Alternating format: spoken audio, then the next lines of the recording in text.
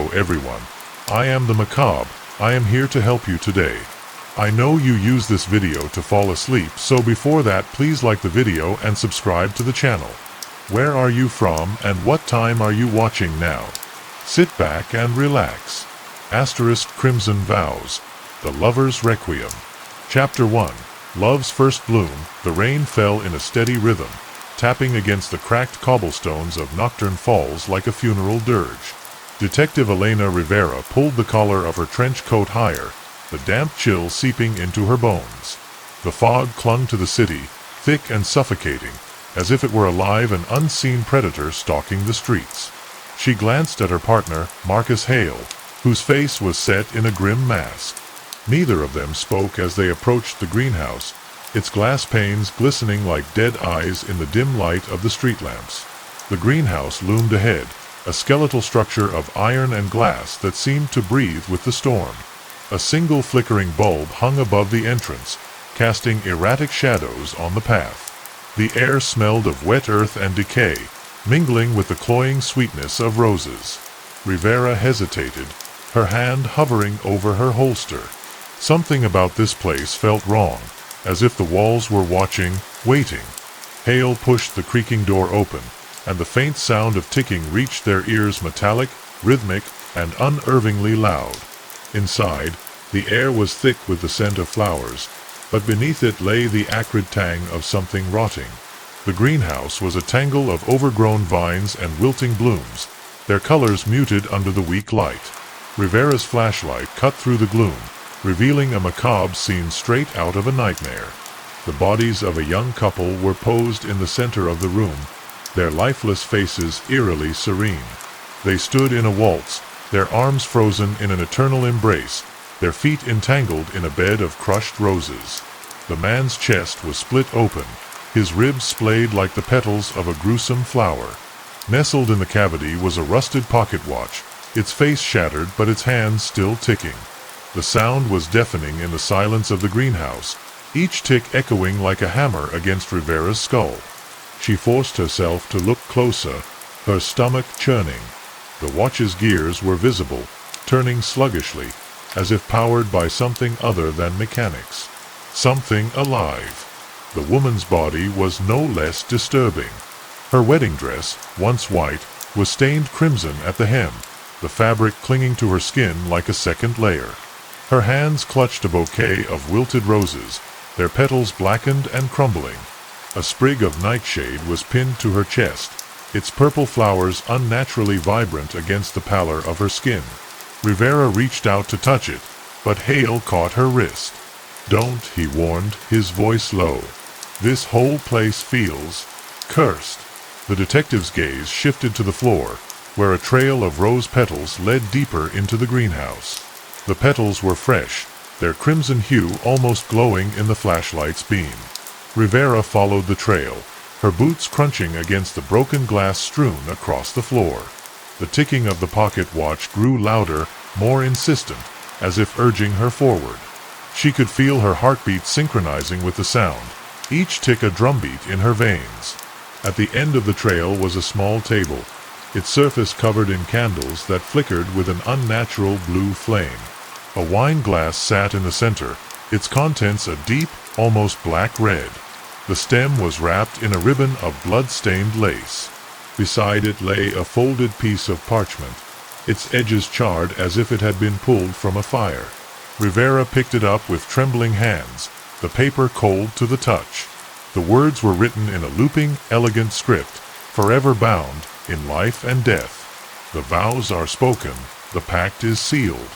Hale swore under his breath, his flashlight sweeping the room. "This isn't just a murder," he muttered. "This is ceremonial, ritualistic." Rivera nodded, her mind racing. She'd seen her share of horrors on the job, but this was different. There was a calculated cruelty to the scene, a deliberate effort to make it beautiful and grotesque all at once. The killer wasn't just killing. They were creating art, a twisted masterpiece of pain and devotion. The ticking of the pocket watch suddenly stopped, the silence that followed even more unsettling. Rivera turned back to the bodies, her breath catching in her throat. The man's eyes, once closed, were now wide open, staring at her with an intensity that made her skin crawl. She took a step back, her heart pounding. "Did you see that?" she whispered, glancing at Hale. But he was too absorbed in examining the wine glass to notice. The sound of a rustling vine made her turn sharply, her flashlight cutting through the shadows. For a moment, she thought she saw a figure standing among the plants, their face obscured by a crimson veil. She blinked, and they were gone, leaving behind only the swaying of the vines. "We need to get out of here," she said, her voice tight with unease. Hale nodded, but as they turned to leave, the pocket watch began ticking again, faster this time, as if counting down to something inevitable. Back outside, the rain had turned into a downpour, the city streets blurred by the storm. Rivera took a deep breath, the cold air clearing her head. She looked back at the greenhouse, its glass panes now reflecting the flickering lights of the police cruisers. The faint ticking of the pocket watch followed her, echoing in her mind like a warning. Hale touched her arm, breaking her trance. "This is just the beginning," he said, his voice grim. Rivera didn't need to ask what he meant. She could feel it in her bones, the cold, creeping dread of something darker lurking beneath the surface. As they drove away from the scene, Rivera couldn't shake the image of the couple's final embrace. It haunted her, the way they looked so peaceful despite the horror that had been done to them. She glanced at the rearview mirror, half expecting to see a figure in the back seat, their face hidden behind a veil. But the car was empty, save for the sound of her own breathing and the distant ticking of a pocket watch that shouldn't have been there. Chapter 2. The fatal embrace, the grand ballroom of the Nocturne Falls estate, was a glittering spectacle of chandeliers and champagne flutes, the air thick with laughter and the clinking of glasses. Detective Rivera and Hale pushed through the crowd, their badges glinting under the crystal light. The news of another murder had reached them just as the first notes of the couple's first dance began to play. The mood in the room shifted as Rivera approached the source of the commotion, a sickening sense of déjà vu settling over her. The champagne fountain stood in the center of the room, its once graceful cascade now a murky red. Floating in the shallow pool was the groom, his tuxedo torn and bloodied. His bride floated beside him, her white gown billowing like a ghostly shroud, her face frozen in a silent scream. The room buzzed with panicked whispers, but Rivera barely heard them. Her focus was on the carving etched into the groom's chest, an intricate pattern of vines and thorns, framing words in Old Gaelic. Hale knelt beside the fountain, his gloved hand hovering over the carving. "What does it say?" he asked, his voice low. Rivera squinted at the writing, her stomach churning as she translated, "Until death, beyond death." The words sent a chill down her spine. This wasn't just a murder. It was a message, a vow of some kind. She glanced up at the bride's lifeless face, her heart sinking as she noticed the faint smile playing on the woman's lips, as if she'd welcomed her fate.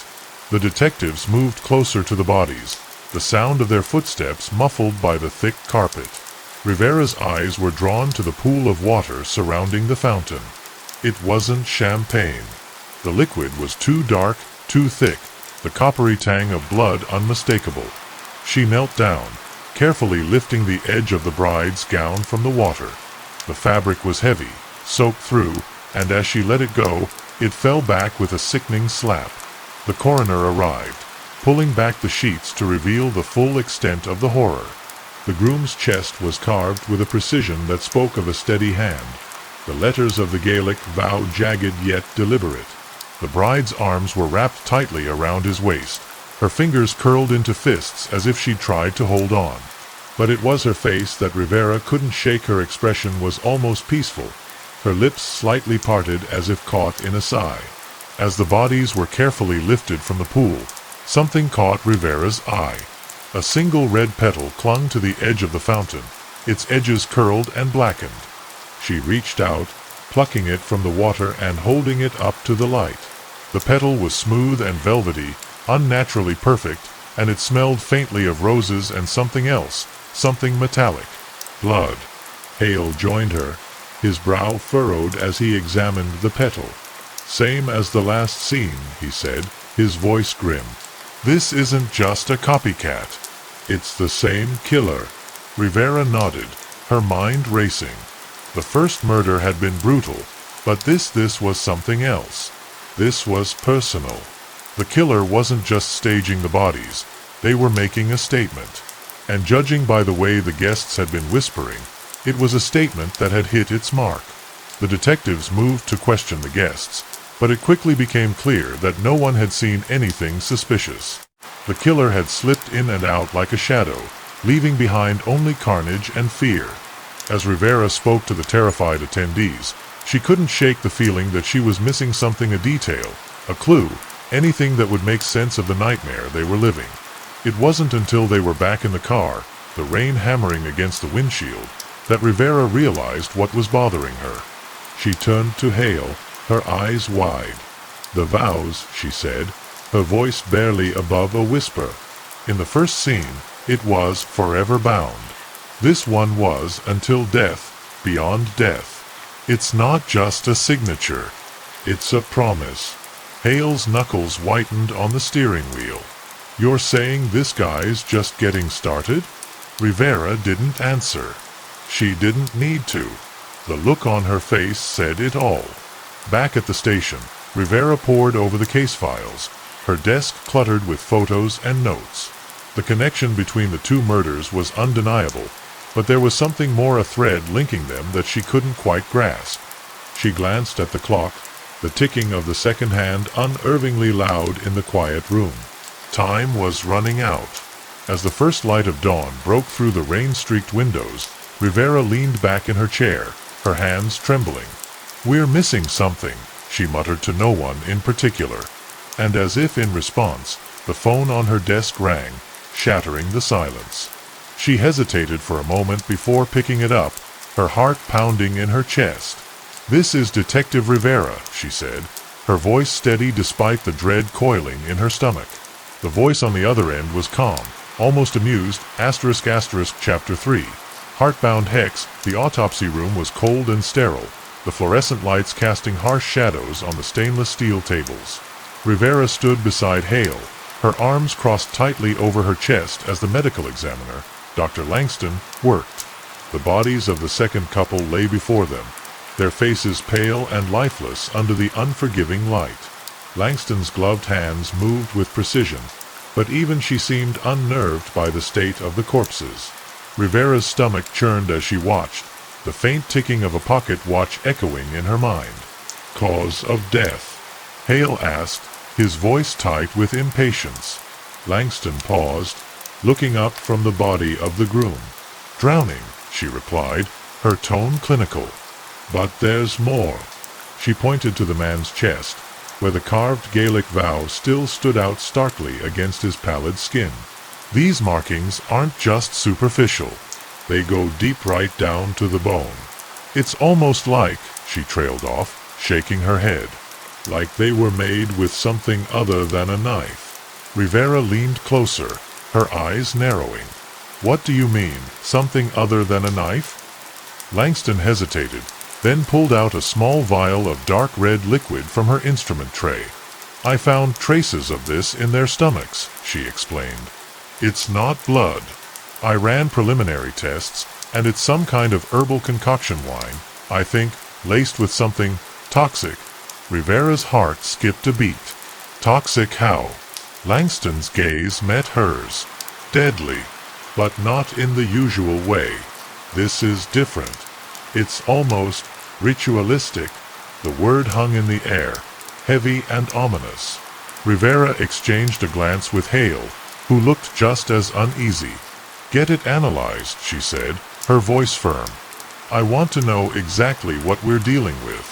Langston nodded, sealing the vial and placing it in a labeled evidence bag. Rivera's mind raced. Herbal wine. Ritualistic markings. It all pointed to something beyond the scope of a typical killer. Back at the station, Rivera and Hale combed through their notes, searching for any connection between the victims and the mysterious toxin. It was Hale who found it first, his eyes widening as he read aloud from an old newspaper clipping. "Marguerite Lacroix. he said, his voice low. Executed in 1678 for witchcraft. She was accused of cursing her lover and his new bride after he betrayed her. Rivera frowned, leaning over his shoulder to read the article. What does that have to do with our case? Hale slid a photocopied page toward her, his finger tracing a line of text. It says here she brewed a love potion, a red herbal wine that was supposed to bind couples together for eternity. But when her lover rejected her, she cursed it. Anyone who drank it would be bound in death. Rivera's blood ran cold. You think our victims drank this stuff? Hale nodded grimly. It fits. The wine, the vows, the pocket watches, it's all part of her curse. Rivera's mind raced as she pieced it together. The killer wasn't just staging the murders. They were following Marguerite's ritual, resurrecting her curse. But why? And how? She grabbed her coat, determination hardening her features. We need to find out everything we can about Marguerite Lacroix. Starting now. The Nocturne Falls Historical Society was a small, dusty building on the edge of town, its shelves crammed with old books and faded documents. The curator, an elderly man named Mr. Whitaker, greeted them with a curious frown. Marguerite Lacroix, he repeated, his voice trembling slightly. That's a name I haven't heard in a long time. He led them to a secluded corner of the archive, where a weathered leather-bound book sat on a pedestal. This is Marguerite's journal, Whitaker explained, carefully opening the cover. The pages were yellowed and brittle, the ink faded but still legible. Rivera's breath caught as she read the first entry. Love is a bind, a chain, a cage. Let them know eternity's embrace. She flipped through the pages, her fingers trembling as she absorbed the witch's words. Marguerite had poured her heartbreak and rage into every line, her hatred for her lover and his bride seeping through the centuries. She was executed here in Nocturne Falls, Whitaker said, his voice somber. But legend has it her spirit never left. They say she made a pact with something dark, a spirit of betrayed lovers, bound to her until her vengeance was complete. Hale exchanged a glance with Rivera, his expression grim. You think this is her? Her spirit guiding the killer? Whitaker shook his head. I don't know what to think. But if it is, you're dealing with more than just a killer. You're dealing with a curse. Back in the car, Rivera stared at the journal, its pages open to a drawing of a clock face surrounded by roses. The pocket watches. The vows. It all connected to Marguerite, her curse, and the entity she'd bound herself to. Hale broke the silence, his voice tight. We need to find out who's behind this. If someone's channeling Marguerite, they're not just killing. They're carrying out her revenge. Rivera nodded, her hands gripping the steering wheel. And if we don't stop them, there will be more deaths. More couples bound in death, just like she wanted. The rain began to fall again, the sound of it drumming against the roof of the car like the ticking of a clock. Time was running out. Chapter 4. Portrait of a Betrayal. The abandoned chapel stood at the edge of Nocturne Falls, its once proud steeple now leaning precariously to one side. The rain had stopped, but the air was still heavy with moisture, the ground soft and slippery beneath Rivera's boots as she approached. Hale was close behind, his flashlight cutting through the gloom as they stepped inside. The air was thick with the scent of mildew and decay, the silence broken only by the distant drip of water and the whisper of the wind through the cracked, stained glass. The chapel's interior was a haunting shadow of its former glory. The pews were overturned, their wooden surfaces splintered and warped. The altar was draped in a tattered black cloth, its edges frayed and singed. Rivera's flashlight beam swept the room, revealing faded murals of angels and demons locked in eternal struggle. But it was the painting above the altar that caught her attention, a portrait of a woman in a flowing black dress, her eyes dark and piercing, her lips curled into a cruel smile. Marguerite Lacroix. This is it, Hale murmured, his voice echoing in the cavernous space. This is where she made her pact. Rivera nodded, her gaze fixed on the portrait. The artist had captured Marguerite's beauty and her rage in equal measure, her expression a mix of defiance and despair. Beneath the portrait was a small table, dust-covered and splintered, but on it sat an object that made Rivera's breath catch, a leather-bound book, its cover embossed with intricate patterns of roses and thorns. Rivera approached the table cautiously, her flashlight beam illuminating the book. The cover felt cold to the touch, the leather smooth but unnaturally so, as if it had been preserved by something other than time. She opened it carefully, the pages crackling softly as she turned them. The text was written in the same looping script as Marguerite's journal, but the words were darker, more sinister. Hale leaned over her shoulder, his breath warm against her ear as he read aloud. The suitor, the eternal lover, bound to the blood of betrayal. Through him, I shall have my revenge. The grimoire was filled with spells and incantations, each one more chilling than the last. There were instructions for brewing the red herbal wine, for carving the vows into flesh, and for binding souls to the cursed pocket watches. But it was the final entry that made Rivera's blood run cold. To complete the ritual, 7 couples must be bound, their vows sealed in blood. When the 7th watch chimes, the pact shall be fulfilled, and the undying shall rise. Hale's voice broke the silence, tight with disbelief. 7 couples? That means there are 3 more murders planned. Rivera nodded, her hands trembling as she turned the page. A drawing of a clock face surrounded by roses filled the parchment, the numbers marked with the names of the victims: Emily and James, Sophia and Daniel. The list went on, the final name blurred as if the ink had been smudged by tears. As they continued to read, Rivera's flashlight flickered, the beam dimming for a moment before returning to full strength. She glanced up, her heart pounding as she realized the painting of Marguerite was no longer smiling. The witch's expression was now one of fury, her dark eyes glittering as if alive. Rivera took a step back, her voice barely above a whisper. "Did you see that?" Hale followed her gaze, his flashlight beam sweeping the portrait. "See what?" he asked, his voice tense. Rivera hesitated, her eyes locked on Marguerite's face. The witch's lips seemed to move, a whisper echoing in the air. "You cannot escape." Hale gripped her arm, his voice sharp. "Rivera, we need to get out of here. Now." They moved quickly, the grimoire tucked securely under Rivera's arm as they made their way back to the entrance. But as they reached the door, a sound stopped them in their tracks, a slow, rhythmic ticking, like the turning of a clock's gears. Rivera turned, her flashlight beam cutting through the darkness. Sitting on the altar was a pocket watch, its face cracked, its hands frozen at midnight. Hale cursed under his breath, his hand tightening on the hilt of his gun. "This isn't just a ritual," he said, his voice low. "This is a countdown. Someone's marking time until the final vow is sealed." Rivera nodded, her eyes fixed on the watch. The ticking grew louder, more insistent, as if urging them to move. She grabbed Hale's arm, pulling him toward the door. "We need to stop this. Now." Back in the car, Rivera clutched the grimoire, her mind racing. The pieces were falling into place, but the picture they formed was more horrifying than she could have imagined. Marguerite's curse wasn't just her own, it was a pact with something far older, far darker. And now, someone was carrying it out, binding couples in death just as she had vowed. As they drove back to the station, the ticking of the pocket watch echoed in Rivera's mind, a constant reminder of the countdown they were racing against. She glanced at Hale, his face set in a grim mask.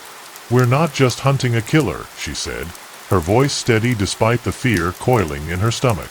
"We're hunting a curse. And if we don't stop it, it's going to destroy us all." Chapter 5. The Bride in Red. The Nocturne Falls Art Museum was a sprawling neoclassical building, its marble columns gleaming under the dim light of the street lamps. Detective Rivera and Hale arrived just after midnight, the scene already cordoned off by patrol cars. The museum's grand doors stood open, a cold breeze swirling out from within, carrying with it the faint scent of roses and blood. Rivera's stomach clenched as she stepped inside, her flashlight beam revealing the chaos, overturned pedestals, shattered glass, and paintings ripped from their frames.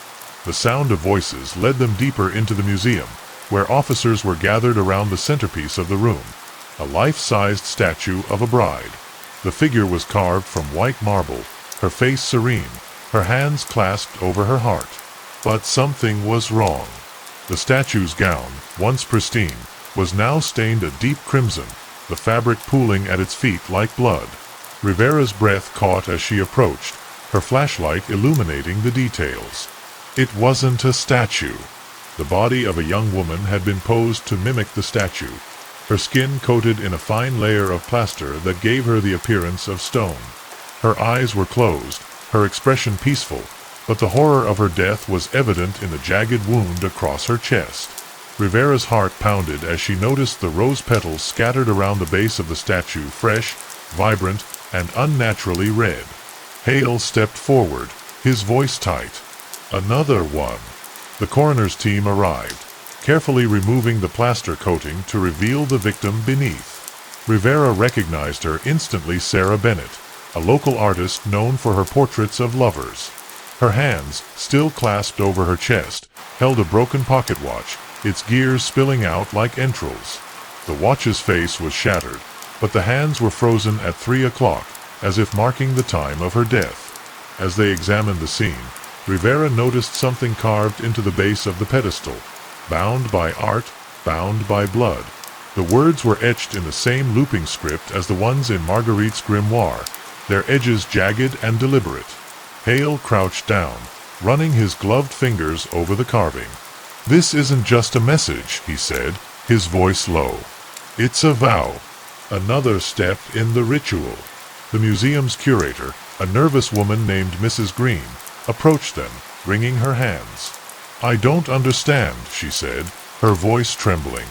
"The statue was supposed to be of a bride, but this is something else entirely." Rivera exchanged a glance with Hale before asking, "Was there anyone here tonight? Anyone who might have seen something?"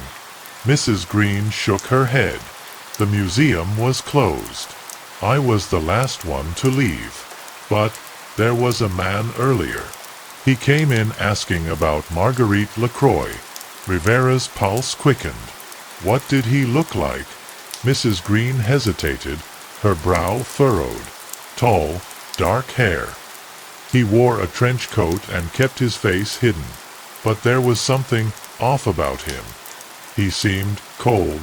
Rivera's mind raced. The description matched the shadowy figure she'd glimpsed in the greenhouse, the one who'd been watching her. Hale pulled her aside, his voice urgent. "We need to find this guy. He's the key to all of this."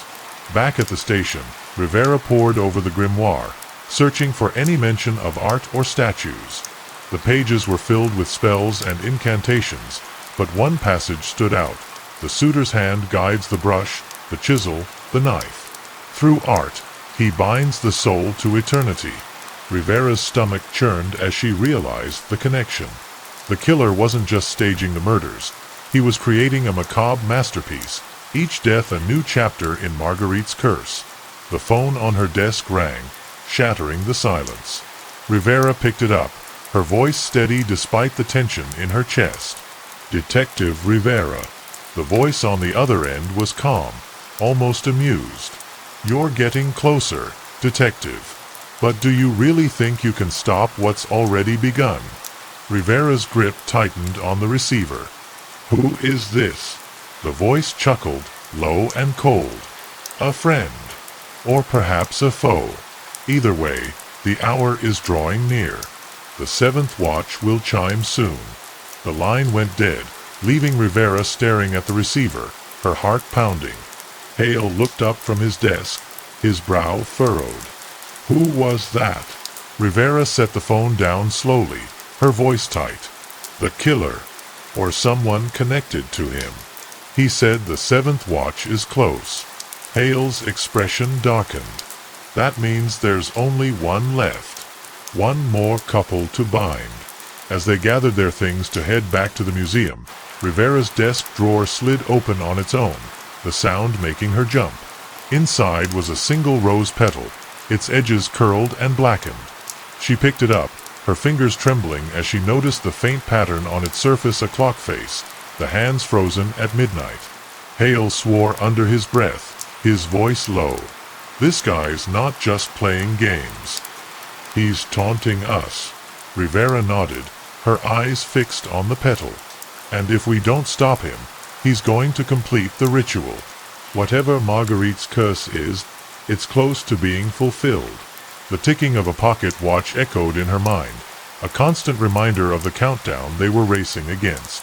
Time was running out. Chapter 6. The Suitor's shadow. The rain had returned, lashing against the windows of the Nocturne Falls police station as Rivera and Hale pored over the grimoire. The ancient book was spread open on the table, its pages filled with Marguerite's dark incantations and cryptic symbols. Rivera's eyes were drawn to a particular passage, written in blood-red ink: "The suitor, eternal lover, bound to the blood of betrayal. Through him, I shall have my revenge." She traced the words with her finger, her mind racing. "The suitor," she murmured. "It's not just a metaphor. It's a person or something that used to be." Hale leaned over her shoulder, his brow furrowed as he read the passage. "You think this suitor is the killer?" Rivera nodded, her expression grim. "It fits. He's carrying out Marguerite's curse, binding couples in death just like she planned. But he's more than just a killer. He's a vessel for her rage." Hale frowned, his voice tight. "So how do we stop him? Exorcism? Holy water?" Rivera shook her head. "I don't think it's that simple. We need to find out who or what he is." Their investigation led them to the town's oldest graveyard, a sprawling expanse of weathered headstones and overgrown grass.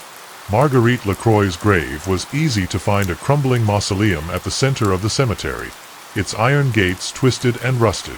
Rivera's flashlight beam swept the structure, revealing the intricate carvings of roses and thorns that adorned its surface. Hale pulled the gates open with a loud creak, the sound echoing in the still air. Inside the mausoleum, the air was cool and damp, the walls lined with shelves holding ancient urns and trinkets. Rivera's beam fell on the central sarcophagus, its lid carved with the likeness of Marguerite. The witch's expression was serene, her hands clasped over her chest, but the detail that made Rivera's blood run cold was the pocket watch clutched in her stone fingers, an exact match to the ones found at the murder scenes. As they examined the sarcophagus, Rivera noticed a small compartment hidden beneath its base. Inside was a yellowed envelope, its edges frayed with age. She opened it carefully, pulling out a single sheet of paper. The handwriting was familiar, Marguerite's looping script, but the words were unlike anything she'd seen before. "To the one who carries my vengeance, know this: the final vow must be sealed in the blood of the traitor's kin. Only then shall the curse be complete." Hale's voice broke the silence, tight with disbelief. "The traitor's kin? You think the last couple is related to Marguerite's lover?" Rivera nodded, her mind racing. "It makes sense. The curse was about betrayal. She wanted revenge not just on him, but on his entire family." Hale cursed under his breath. "That means the killer's targeting descendants. But how is he tracking them?" As they left the mausoleum, Rivera's flashlight beam caught something on the ground, a set of footprints leading away from the grave, their edges crisp and fresh despite the rain. She knelt down, her heart pounding as she examined the prints. They were unnaturally deep, as if made by someone with immense weight, and the pattern matched the tread of a dress shoe. Hale crouched beside her, his voice low. "He was here. Recently." Back at the station, Rivera and Hale cross-referenced historical records with the victims' family trees. The connection quickly became clear. Each couple was descended from one of the families involved in Marguerite's trial. Her lover, the judge, the executioner all had descendants, and all had been targeted by the curse. Rivera's stomach churned as she realized the scope of Marguerite's revenge. "This isn't just about her," she said, her voice tight. "It's about punishing them for generations." The phone on her desk rang, its shrill tone making her jump. Rivera picked it up, her voice steady despite the tension in her chest. "Detective Rivera." The voice on the other end was calm, almost amused. "You're clever, detective. But cleverness won't save them. The final vow will be sealed tonight." Rivera's grip tightened on the receiver. "Who is this?" The voice chuckled, low and cold. "Think of me as a messenger, the suitor's shadow, and the hour is drawing near." The line went dead, leaving Rivera staring at the receiver, her heart pounding. Hale looked up from his desk, his brow furrowed. What did he say? Rivera set the phone down slowly, her voice tight. "The final vow is tonight. That means the last couple is in danger." Hale cursed, grabbing his coat. "We need to find them now." Their search led them to an old manor on the outskirts of town, its gardens overgrown and its windows dark. The house belonged to the descendants of Marguerite's lover, the family now reduced to a single pair of siblings. Rivera's flashlight beam swept the grounds as they approached, the rain hammering against the stone pathway. She could feel the weight of the curse pressing down on her, the ticking of a pocket watch echoing in her mind. As they reached the front door, it creaked open on its own, the sound making Rivera's heart skip a beat. Inside, the air was thick with the scent of roses and blood, the walls lined with portraits of the family's ancestors. At the end of the hall stood a figure in a trench coat, his face hidden in shadow. Rivera's hand went to her gun, her voice steady. "It's over. The curse ends here." The figure turned slowly, his voice low and cold. "You're wrong, detective. It's only just begun." Chapter 7. The Final Vow. The manor's grand hall was a sprawling space, its vaulted ceiling lost in shadow and its walls lined with faded portraits of the family's ancestors. The figure in the trench coat stood at the center, his face obscured by the dim light. Rivera's hand tightened on her gun as she stepped forward, her voice steady despite the pounding of her heart. "It's over. Whatever you're planning, it stops here." The figure tilted his head, his voice low and cold. "You're too late, detective. The hour has come." Behind him, the room's grand fireplace roared to life, the flames casting flickering shadows across the walls. In the center of the room, a young couple lay unconscious on a stone slab, their hands bound with thorny vines. Rivera's stomach churned as she recognized them, the siblings, the last descendants of Marguerite's lover. Hale moved to her side, his voice tight. "We need to get them out of here." The suitor's laughter echoed through the hall, a sound that sent chills down Rivera's spine. "You cannot alter what has already been set in motion." Rivera's flashlight beam swept the room, revealing the macabre details of the ritual. The couple was surrounded by fresh rose petals, their scent cloying and suffocating. Above them hung a twisted chandelier, its candles burning with an unnatural light. The suitor stepped forward, his movements smooth and deliberate, and Rivera caught a glimpse of his face, pale and gaunt, his eyes dark and empty, as if he were more shadow than man. "You don't understand what you're dealing with," the suitor said, his voice calm but laced with malice. "This isn't murder. It's justice. Marguerite's justice." Rivera's grip on her gun tightened. "Justice doesn't involve killing innocent people." The suitor's lips curled into a cruel smile. "Innocent? They carry the blood of betrayal. Their ancestors condemned her, and now they will pay the price." Hale stepped forward, his voice firm. "This ends now. Step away from them." The suitor shook his head, his smile never wavering. "You're brave, detective, but bravery won't save them. The final vow must be sealed." He raised his hand, and the vines binding the couple tightened, drawing blood that dripped onto the stone slab below. Rivera's heart pounded as the ground beneath them began to tremble, the air growing thick with an oppressive energy. The suitor reached into his coat, pulling out a small vial of red liquid, the same herbal wine found at the other murder scenes. He uncorked it, the scent of roses and blood filling the air, and moved to pour it into the couple's open mouths. Rivera didn't hesitate. She fired her gun, the shot ringing out in the cavernous hall. The bullet struck the suitor's hand, sending the vial shattering to the floor, its contents spilling like blood across the stone. The suitor turned to her, his expression darkening as he clutched his wounded hand. Black liquid oozed from the wound, staining his pale skin. "You dare interfere?" he snarled, his voice rising with anger. "You cannot stop what is already begun." Rivera steadied her aim, her voice firm. "Watch me." The ground trembled again, more violently this time, and Rivera realized the suitor wasn't just a man, he was something far older, far darker.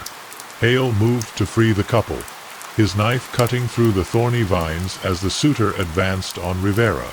His movements were inhumanly fast, closing the distance between them in an instant.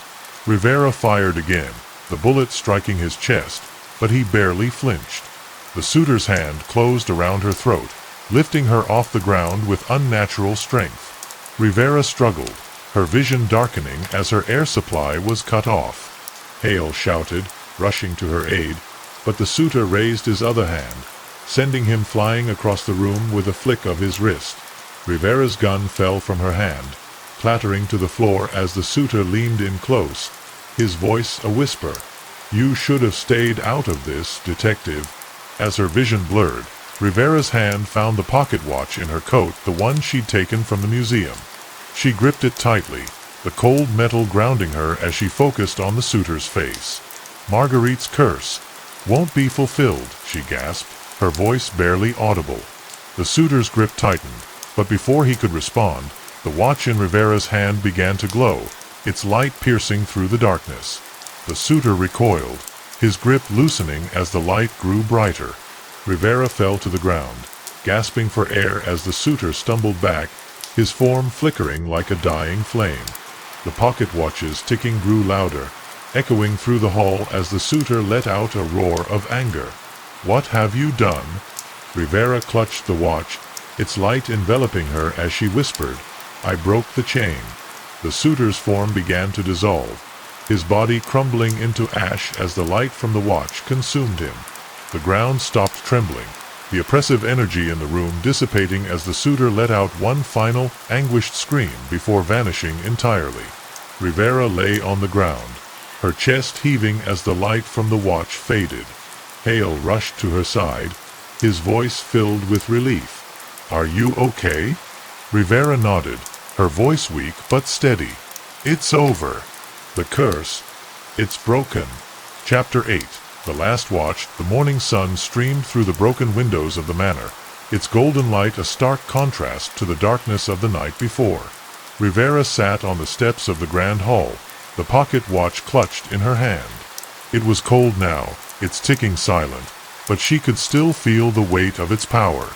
Hale approached, carrying 2 cups of coffee, his expression thoughtful. "You did it," he said, handing her a cup.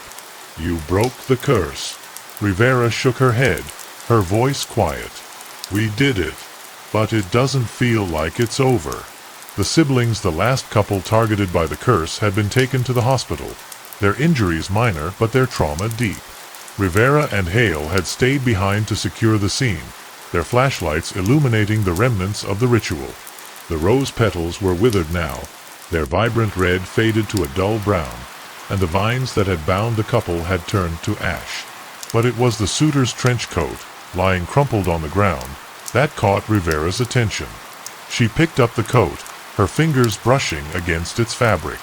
It was cold and damp, as if it had been left out in the rain for years, and there was a faint scent of roses and decay. Inside one of the pockets was a small, folded piece of paper. Rivera unfolded it carefully, her heart racing as she recognized Marguerite's handwriting. "To my eternal lover, the suitor. Our pact is unbreakable, our vow eternal. Together we shall rise." Hale leaned over her shoulder, his brow furrowed as he read the note. "She called him her eternal lover," he said, his voice low. "But I thought he was just a vessel for her curse." Rivera shook her head, her mind racing. "That's what we thought. But what if he's more than that? What if he's not just carrying out the curse, he's part of it? Hale's expression darkened. You're saying he's her? What? Partner? Ghost? Rivera met his gaze, her voice steady. I'm saying he's the suitor, her lover, the one she bound to her curse. The implications of her words hung in the air, heavy and unsettling. If the suitor was more than just a killer, if he was a ghost, a spirit bound to Marguerite's curse, then breaking the curse might not have been enough to destroy him. Rivera's grip tightened on the pocket watch as she stood, her voice firm. We need to go back to the mausoleum. If he's tied to Marguerite, then that's where we'll find answers. The graveyard was eerily quiet, the morning sunlight casting long shadows across the headstones. The mausoleum stood at the center, its iron gates twisted and rusted as before. Rivera and Hale stepped inside, the air cool and damp, and approached Marguerite's sarcophagus.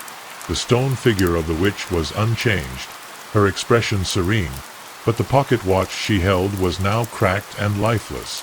Rivera set the watch from the manor down on the sarcophagus, its cold metal glinting in the dim light. As she did, the ground beneath them began to tremble, the air growing thick with an oppressive energy. Hale grabbed her arm, his voice tense. What's happening? Rivera shook her head, her heart pounding as the stone lid of the sarcophagus shifted, a low, grinding sound filling the mausoleum. The lid slid open, revealing the figure inside Marguerite Lacroix. Her body was perfectly preserved, her skin pale and smooth, her hair cascading around her like a dark halo. But it was her eyes that made Rivera's blood run cold. They were open, staring at the ceiling, and filled with a dark, malevolent light. Hale cursed under his breath, his grip on Rivera's arm tightening. She's alive? Before Rivera could respond, Marguerite's hand shot out, her cold fingers wrapping around her wrist. Rivera gasped, trying to pull away, but the witch's grip was iron tight. Marguerite's lips curved into a cruel smile as she turned her head to face Rivera, her voice a low, chilling whisper. You may have broken the curse, detective, but you cannot break my will. Hale stepped forward, his voice sharp. Let her go. Marguerite's gaze shifted to him, her smile never wavering. You are brave, detective, but bravery will not save you. She released Rivera, who stumbled back, clutching her wrist. Marguerite sat up slowly, her movements smooth and deliberate, as if she had all the time in the world. She tilted her head, her dark eyes glittering with amusement. You thought you could stop me? How quaint. Rivera steadied herself, her voice steady despite the fear coiling in her stomach. Your curse is broken. Your vengeance is over. Marguerite laughed, the sound echoing through the mausoleum. My curse, yes, but my vengeance, that is eternal. She raised her hand, and the air around her shimmered, the faint outline of a figure appearing at her side. It was the suitor, his form flickering like a dying flame, his empty eyes fixed on Rivera. The suitor and I are bound, Marguerite said, her voice soft but laced with menace. Our pact is unbreakable, and now, thanks to you, we are free. The ground trembled again, the air growing colder as Marguerite and the suitor's forms began to solidify. Rivera's heart pounded as she realized the truth. Breaking the curse hadn't destroyed them. It had released them. Marguerite's smile widened, her voice a whisper. The hour has come, detective, and this time you cannot escape. Chapter 9. The Rise of the Eternal Lovers. The mausoleum felt like a tomb now, the air thick with the oppressive weight of Marguerite and the suitor's presence. Rivera and Hale stood back to back, their flashlights cutting through the darkness as the two figures solidified before them. Marguerite's smile was radiant but cruel, her dark eyes gleaming with malice, while the suitor's expression was cold and empty, his hands flexing as if ready to strike. Rivera's heart pounded as she steadied her grip on her gun, her voice low. We need to get out of here. Now. Hale nodded, his eyes never leaving the suitor. You go. I'll hold them off. Rivera shook her head, her voice firm. We stick together. We're not splitting up." Marguerite laughed, the sound echoing through the mausoleum like a chilling melody. "How touching. But it won't matter. You're trapped, detectives. And there's no escape from eternity." She raised her hand, and the air around them shimmered, the walls of the mausoleum seeming to close in as the temperature plummeted. The suitor stepped forward, his movements smooth and deliberate, his eyes fixed on Rivera. She fired her gun, the shot ringing out in the confined space, but the bullet passed through him as if he were made of smoke. He didn't flinch, his expression unchanging as he continued to advance. Hale grabbed Rivera's arm, pulling her back as the suitor's hand reached for her. "We need to move," he shouted, his voice tight with urgency. They turned and ran, their footsteps echoing through the mausoleum as Marguerite's laughter followed them.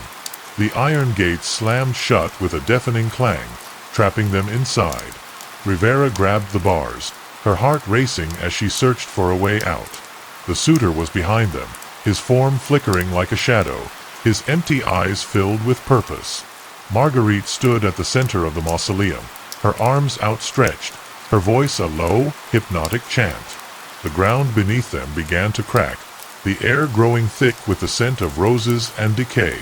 Rivera felt a cold hand close around her ankle, and she looked down to see a vine thorny and black wrapping around her leg. She cried out, trying to pull free, but the thorns dug into her skin, drawing blood. Hale swung his knife, cutting the vine, but more sprang up in its place, crawling across the floor like serpents. "We need to break her focus," Rivera shouted, her voice strained as she fired her gun at Marguerite. The bullet struck the stone sarcophagus, shattering a piece of it, but Marguerite didn't flinch. Her chant grew louder, the air around her shimmering with dark energy. The suitor was closer now, his hand reaching for Hale, who swung his knife in a wide arc. The blade passed through the suitor's form, but it didn't stop him. Rivera's mind raced as she searched for a way out. The pocket watch, the one she'd used to break the curse, was still in her coat. She pulled it out, its cold metal glinting in the dim light. Maybe it still had power. She flipped it open, the ticking loud and steady, and aimed it at the suitor. "Stay back," she shouted, her voice firm. The suitor hesitated, his form flickering as the watch's ticking grew louder. Marguerite's chant faltered, her dark eyes narrowing as she turned to Rivera. "You think that trinket can stop us?" she sneered, her voice filled with disdain. Rivera tightened her grip on the watch, her voice steady. "It worked before. It'll work again." Marguerite laughed, the sound harsh and grating. "You don't understand, do you? The watch was a key, detective. A key to our freedom. And you used it." The realization hit Rivera like a punch to the gut. The watch hadn't just broken the curse, it had unlocked the final stage of Marguerite's plan. She'd played right into her hands. The suitor's form solidified, his hand closing around Rivera's wrist, the cold of his touch sending a shiver down her spine. Hale lunged forward, his knife slashing at the suitor's arm, but it passed through him like air. Marguerite stepped closer, her smile widening as she raised her hand. The vines tightened around Rivera and Hale, pinning them in place as the air grew colder. "You've been a worthy adversary, detective," Marguerite said, her voice soft but laced with menace. "But this is the end. The final vow has been sealed, and the hour of our ascension has come." The ground beneath them cracked open, a chasm of darkness swallowing the mausoleum floor. Rivera struggled against the vines, her heart pounding as the suitor's grip on her wrist tightened. Hale shouted her name, his voice filled with desperation, but there was nothing either of them could do. Marguerite raised her hands, her dark eyes glowing with power, her voice a low, triumphant whisper. "Together we rise." As the darkness closed in, Rivera's hand found the pocket watch. She flipped it open, the ticking loud and steady, and pressed the edge of the casing into her palm. Blood welled up, dripping onto the watch's face, and for a moment everything seemed to freeze. The suitor's grip loosened, his form flickering as the watch began to glow. Marguerite's smile faltered, her dark eyes narrowing as she stepped back. What have you done?" Rivera met her gaze, her voice steady. "I'm breaking the cycle. For good." Chapter 10. The Last Tick. The mausoleum was a maelstrom of darkness and light, the air crackling with energy as the pocket watch in Rivera's hand began to glow. Blood dripped from her palm, staining the watch's face as its ticking grew louder, resonating through the chaos. Marguerite stepped back, her dark eyes narrowed and her smile faltering for the first time. "You cannot undo what has been done," she hissed, her voice sharp with rage. Rivera met her gaze, her voice steady despite the fear coiling in her chest. "Watch me." The suitor's grip on her wrist loosened, his form flickering like a dying flame as the watch's light intensified. He let out a low, guttural growl, his empty eyes fixed on Rivera with a mixture of anger and confusion. Hale struggled against the vines binding him, his voice tight with urgency. "Rivera, whatever you're doing, keep doing it." She nodded, her free hand clutching the watch as she focused on the ticking, letting its rhythm drown out everything else. Marguerite raised her hands, her voice rising in a furious chant as she tried to regain control. The darkness around them swirled, the vines tightening around Rivera and Hale as the ground continued to crack and shift. But the pocket watch's light was relentless, cutting through the shadows like a beacon. Rivera felt a surge of energy, a warmth spreading through her as the watch's ticking became deafening. "This ends now," Rivera said, her voice firm and unyielding. She held up the watch, its light illuminating the mausoleum and casting long shadows on the walls. The suitor let out a roar of anger, his form dissolving into smoke as the light consumed him. Marguerite's chant faltered, her dark eyes widening with fear as she stepped back. "No!" she screamed, her voice laced with desperation. "You cannot take this from me." The vines around Rivera and Hale withered, crumbling to ash as the pocket watch's light spread. Marguerite raised her hands, her form flickering as she tried to resist the light, but it was no use. The watch's power was overwhelming, its ticking echoing like a death knell. Rivera stepped forward, her voice steady. "It's over, Marguerite. Your curse is broken. Your revenge is over." Marguerite let out a piercing scream, her form dissolving into smoke as the light consumed her. The darkness in the mausoleum lifted, the air growing warm and still as the ground stopped trembling. The suitor was gone, his form reduced to ash, and Marguerite's voice faded into nothingness. Rivera stood in the center of the mausoleum, her chest heaving as the pocket watch's light dimmed, its ticking slowing to a faint, almost imperceptible rhythm. Hale stumbled to his feet, his expression a mix of relief and disbelief. Did we do it?" Rivera nodded, her voice quiet but steady. "Yeah, we did it." She looked down at the pocket watch in her hand, its face cracked and lifeless, the bloodstains on its surface a grim reminder of the battle they just fought. For a moment, there was only silence, the weight of what they'd accomplished settling over them like a heavy blanket. The sunlight streamed through the broken windows of the mausoleum, its golden light a stark contrast to the darkness they'd just witnessed. Rivera and Hale stepped outside, the cool morning air a welcome relief after the suffocating atmosphere of the mausoleum. The graveyard was quiet, the birdsong and rustling leaves a reminder that the world was still alive. Hale let out a long breath, his voice soft. "I can't believe it's over." Rivera nodded, her mind still reeling from everything that had happened. "It's over," she said, her voice quiet but firm. But even as she said the words, a part of her wondered if it truly was. The pocket watch had broken the curse, but the scars it left behind, the lives lost, the fear and trauma would take time to heal.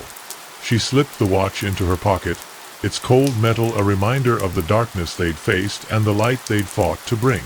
As they walked back to the car, Hale glanced at her, his expression thoughtful. "What happens now?"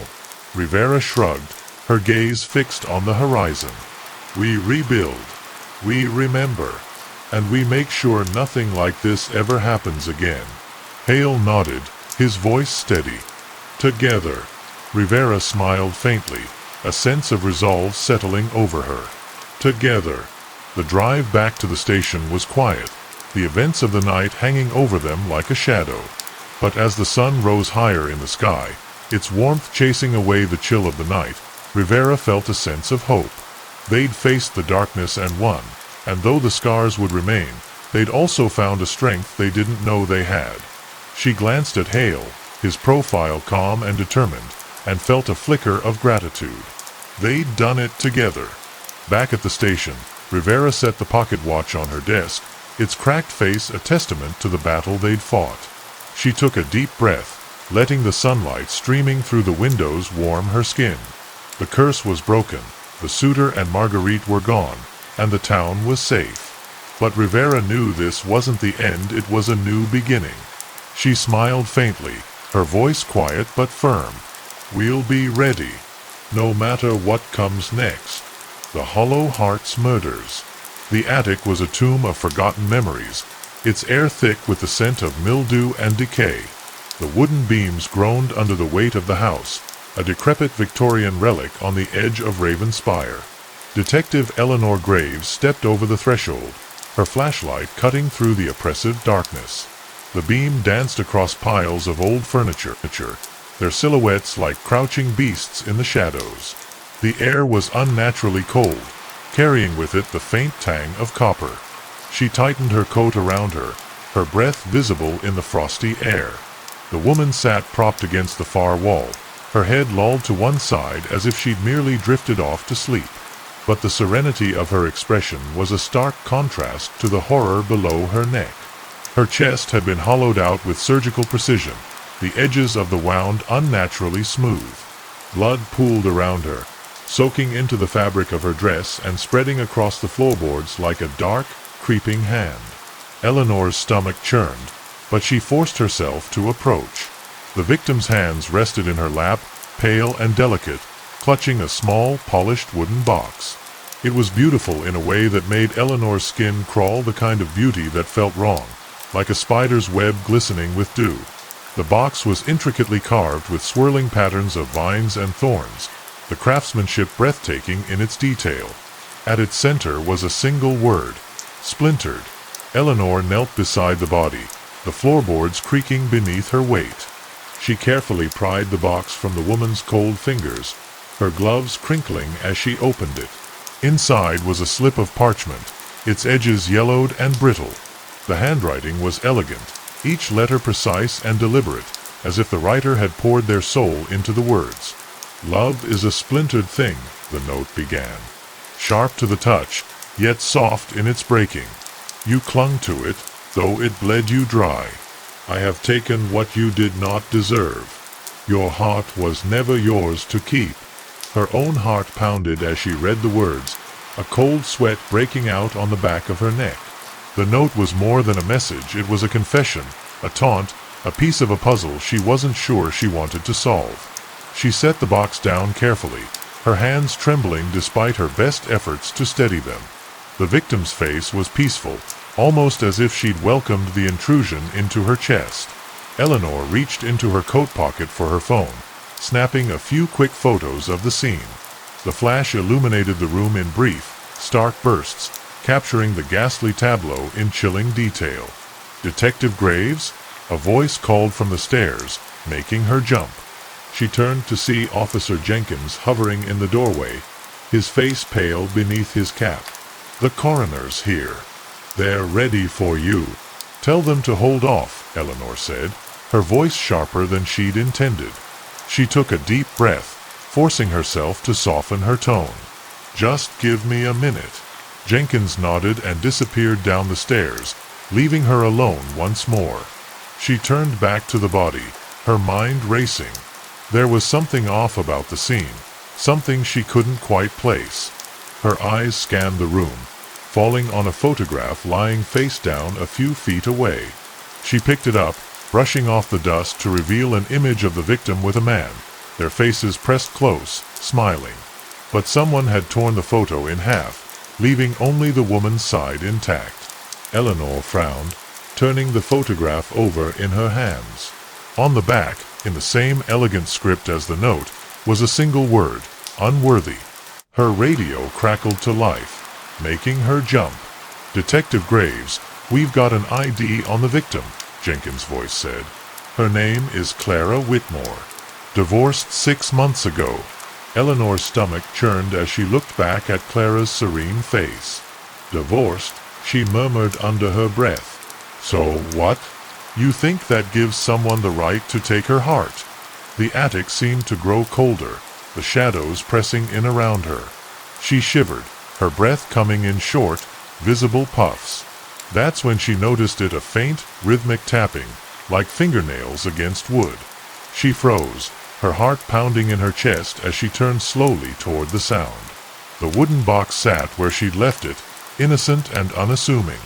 But as she watched, a thin crack appeared on its surface, spreading like a vein until the box split open with a soft click.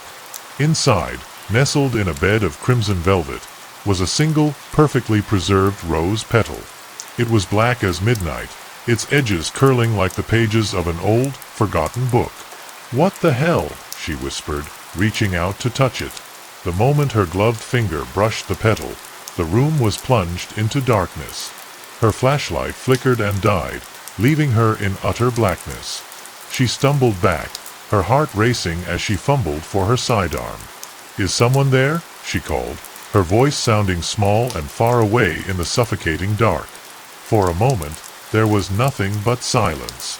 Then, from somewhere in the shadows, came the faintest whisper of laughter. It was low and cold, sending shivers down her spine. "Love is a fragile thing, Detective," a voice said, so close she could feel the breath on her ear. "Handle it with care." Her breath caught in her throat, her finger tightening on the trigger. But before she could react, the lights flickered back on, revealing the empty attic. She was alone. The workshop smelled of sawdust and pine, the sharp, earthy scent mingling with a metallic tang of blood. Detective Eleanor Graves stepped inside, her boots crunching against the shavings scattered across the floor. The room was cluttered with half-finished carvings, wooden figurines, ornate boxes, and delicate frames, each piece a testament to the victim's skill. But it wasn't the craftsmanship that caught her eye. It was the body. The man sat slumped over his workbench, his hands still clutching a chisel as if he'd been caught mid-carve. His chest was a gaping void, his heart replaced by another wooden box, its surface polished to a mirror sheen. Blood soaked his apron and pooled on the floor beneath his stool, congealing into a sticky, dark puddle. Eleanor swallowed hard, forcing herself to approach despite the bile rising in her throat. The box was carved with the same intricate patterns she'd seen in Clara Whitmore's attic: vines, thorns, and roses intertwining in a macabre dance. But this time, the word etched into the lid was different: betrayal. She carefully pried it open, her gloved hands trembling slightly. Inside was another note, the handwriting unmistakably the same. "A heart bound by lies is a heart bound to break," it read. "You traded love for lust, and in its place, I leave you hollow. Your sins have been carved into your soul. May the splinters remind you of what you've lost." Eleanor set the box down, her mind racing. 2 victims, 2 wooden boxes, 2 notes that spoke of love and loss in equal measure. She turned to Officer Jenkins, who stood in the doorway looking pale and shaken. "Who is he?" she asked. "Marcus Fletcher," Jenkins replied, consulting his notebook. "Local carpenter. Married for 10 years, but, well, his wife left him last year. Rumor is he wasn't exactly faithful." Eleanor's jaw tightened as she scanned the room. The workshop was a shrine to Marcus's talent, but it also felt cold and impersonal, as if he'd poured more love into his work than his relationships. Her eyes landed on a photograph pinned to the wall, a wedding photo of Marcus and a woman, her face torn out of the frame. "Any connections to Clara Whitmore?" she asked. Jenkins shook his head. "Not that we've found yet. But both victims were involved in toxic relationships. Maybe that's the link." "Maybe," Eleanor murmured, though the thought made her uneasy. She turned back to the body, studying the box one more time. The craftsmanship was flawless, the kind of skill that took years to perfect. Whoever the woodcarver was, they weren't just a killer, they were an artist. Her radio crackled to life, the dispatcher's voice cutting through the heavy silence. "Detective Graves, we've got a lead on the wood used for the boxes. It's a rare species, imported from Eastern Europe. Only one supplier in the area, a guy named Samuel Granger. He runs a lumberyard on the edge of town." "Got it," Eleanor replied, her pulse quickening. "Tell Granger I'm on my way." As she stepped outside, the cold morning air hit her like a slap, snapping her back to reality. The sun was just beginning to rise, casting long shadows across the quiet street. But despite the daylight, the case felt darker than ever. 2 victims, 2 hollow hearts, and a killer who seemed to be everywhere and nowhere at once. She climbed into her car, her fingers gripping the steering wheel until her knuckles turned white. The woodcarver wasn't just targeting broken relationships, they were turning them into works of art. And Eleanor couldn't shake the feeling that she was next. The forensics lab was a stark contrast to the gruesome crime scenes Eleanor had become accustomed to. Fluorescent lights buzzed overhead, casting a sterile glow over the gleaming countertops and humming machines. On one of the stainless steel tables lay the 2 wooden boxes, their intricate carvings now illuminated in harsh detail. Eleanor stood beside Dr. Rebecca Torres, the lead forensic analyst, who was peering through a magnifying glass at one of the boxes. "This wood is unusual," Torres said, her voice low and measured. "It's dense, almost metallic in its hardness. And look at the grain, it's twisted, like it's been warped by something unnatural." Eleanor leaned in, studying the box closely. The pattern seemed to shift under the light, the thorns and vines appearing almost alive. "Any idea what kind of wood it is?" Torres straightened, folding her arms across her lab coat. "It's a species of European yew, but not one you'd find in modern lumber. This wood is ancient, maybe centuries old. And here's the kicker, it's been treated with something. A chemical or something else." "Something else?" Eleanor repeated, raising an eyebrow.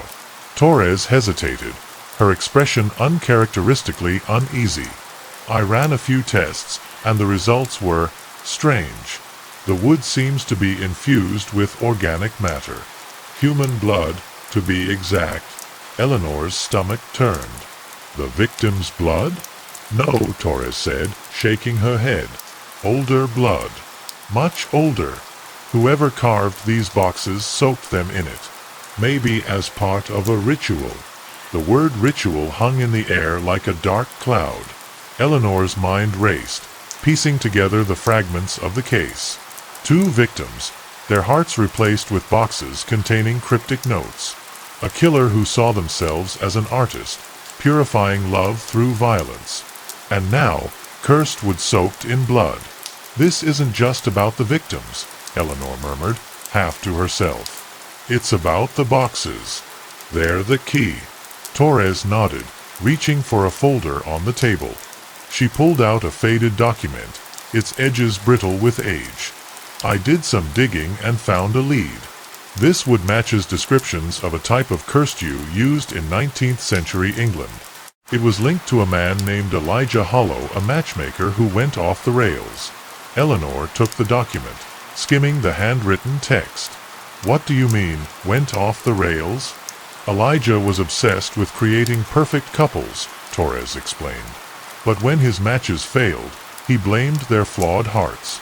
According to legend, he started removing them, replacing them with wooden carvings soaked in his own blood. He believed it would purify their love." Eleanor's skin crawled. "What happened to him?" "He was lynched by the townspeople," Torres said grimly. "But his work, his carvings, survived. Some say his spirit lives on in them, continuing his twisted mission." The room fell silent, the weight of the revelation pressing down on Eleanor. She looked back at the boxes, their polished surfaces gleaming like mirrors. For a moment, she thought she saw her reflection twist into something unrecognizable, a hollowed-out version of herself, her chest empty and waiting. "So what?" she said, forcing herself to focus. Elijah Hollow's ghost is running around Ravenspire, carving out hearts? Torres shrugged, her expression troubled. I'm a scientist, detective. I deal in facts. But these boxes? They're beyond anything I've ever seen. Eleanor's radio crackled, breaking the tension. Detective Graves, we've got another lead, Jenkins' voice said. Samuel Granger, the lumberyard owner, mentioned selling some of this cursed wood to a local artisan. A guy named Jacob Hollow. The name hit her like a punch to the gut. Hollow, she repeated, her voice barely above a whisper. Yeah, Jenkins said. Sound familiar? Eleanor's grip tightened on the document. Too familiar. The Hollow House stood at the edge of Ravenspire, its weathered facade barely visible through the dense fog. It was a relic of a bygone era, its wooden beams warped with age and its windows like dark, unblinking eyes. Detective Eleanor Graves parked her car at the edge of the overgrown driveway, her heart pounding as she stepped out into the cold, damp air. The wind carried with it the faint scent of sawdust and something darker, something metallic. She approached the house cautiously, her hand resting on the grip of her holstered gun. The front porch creaked under her weight, the sound echoing through the empty yard. A sign hung above the door, its faded letters barely legible. Hollow carvings, artisan since 1823. Eleanor's breath caught in her throat. This was the place. She knocked, the sound sharp and final in the eerie silence. For a moment, there was no response. Then, the sound of footsteps echoed from inside, slow, deliberate, and unnervingly steady. The door creaked open, revealing a man in his mid-30s with sharp features and piercing green eyes. He wore a leather apron stained with what looked like paint or blood.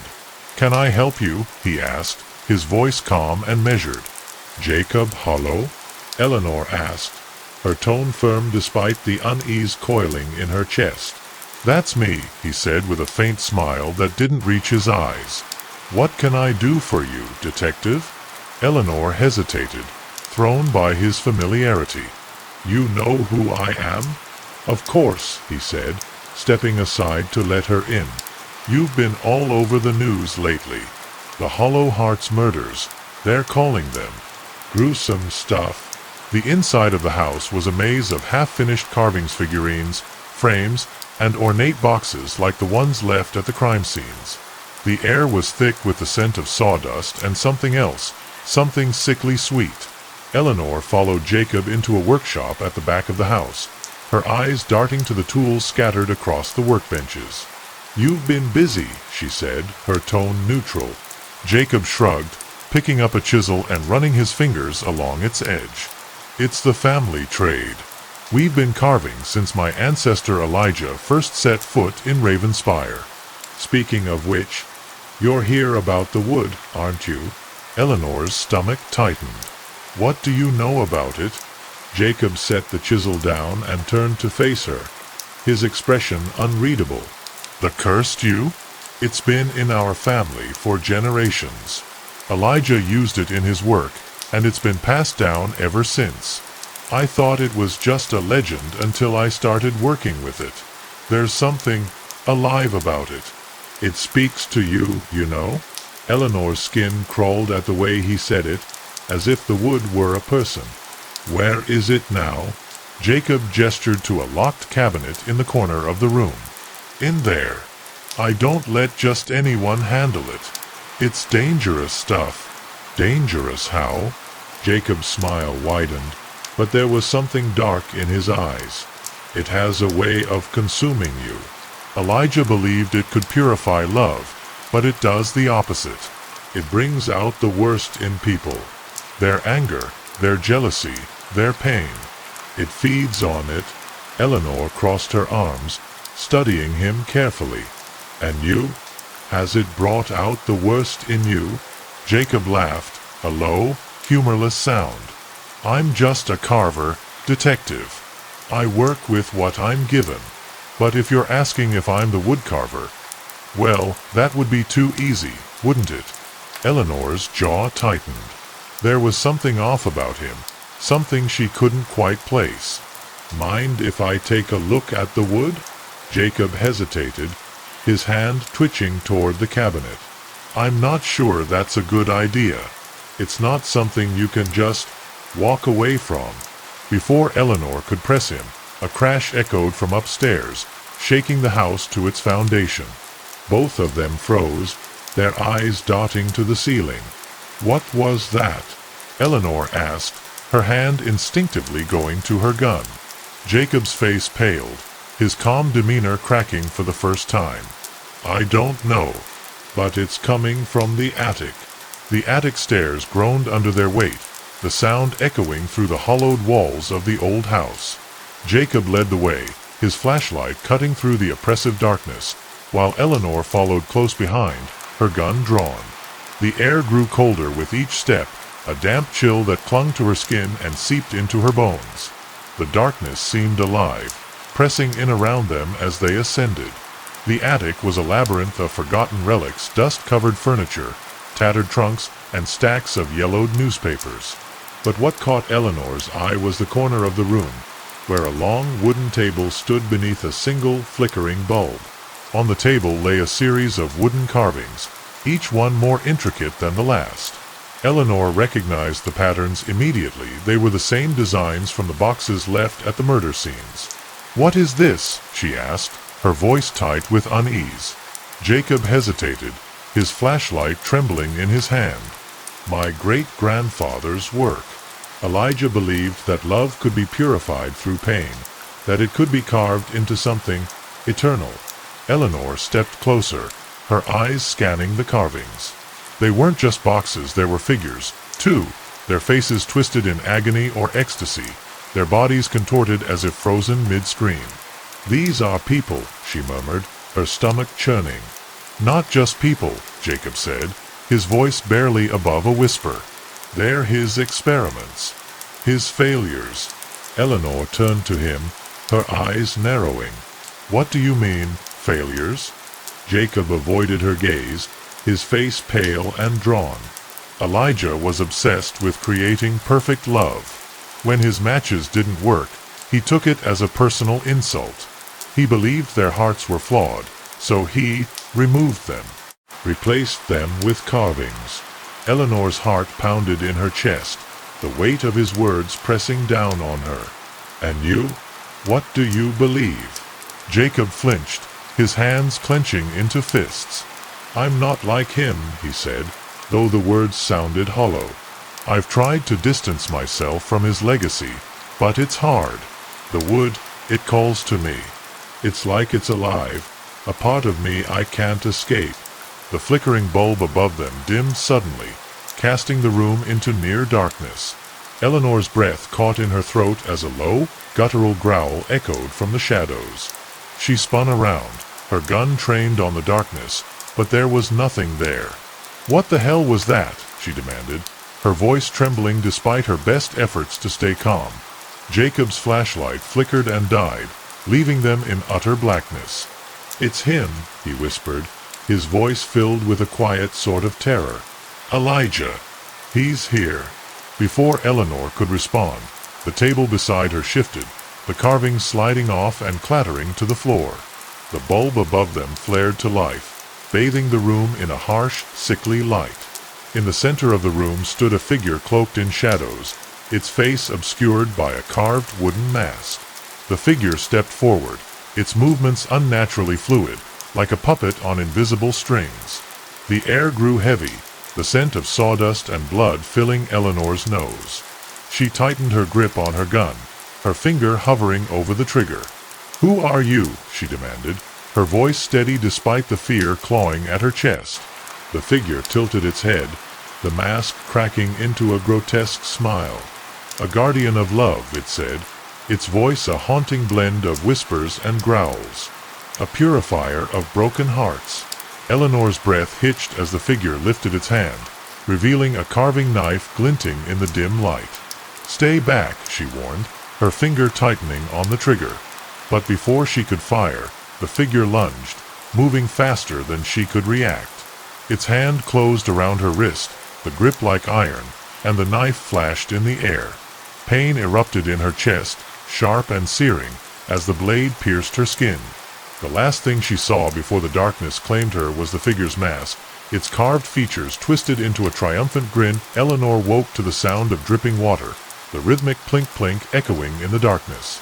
Her head throbbed, a dull ache that spread down her neck and into her shoulders.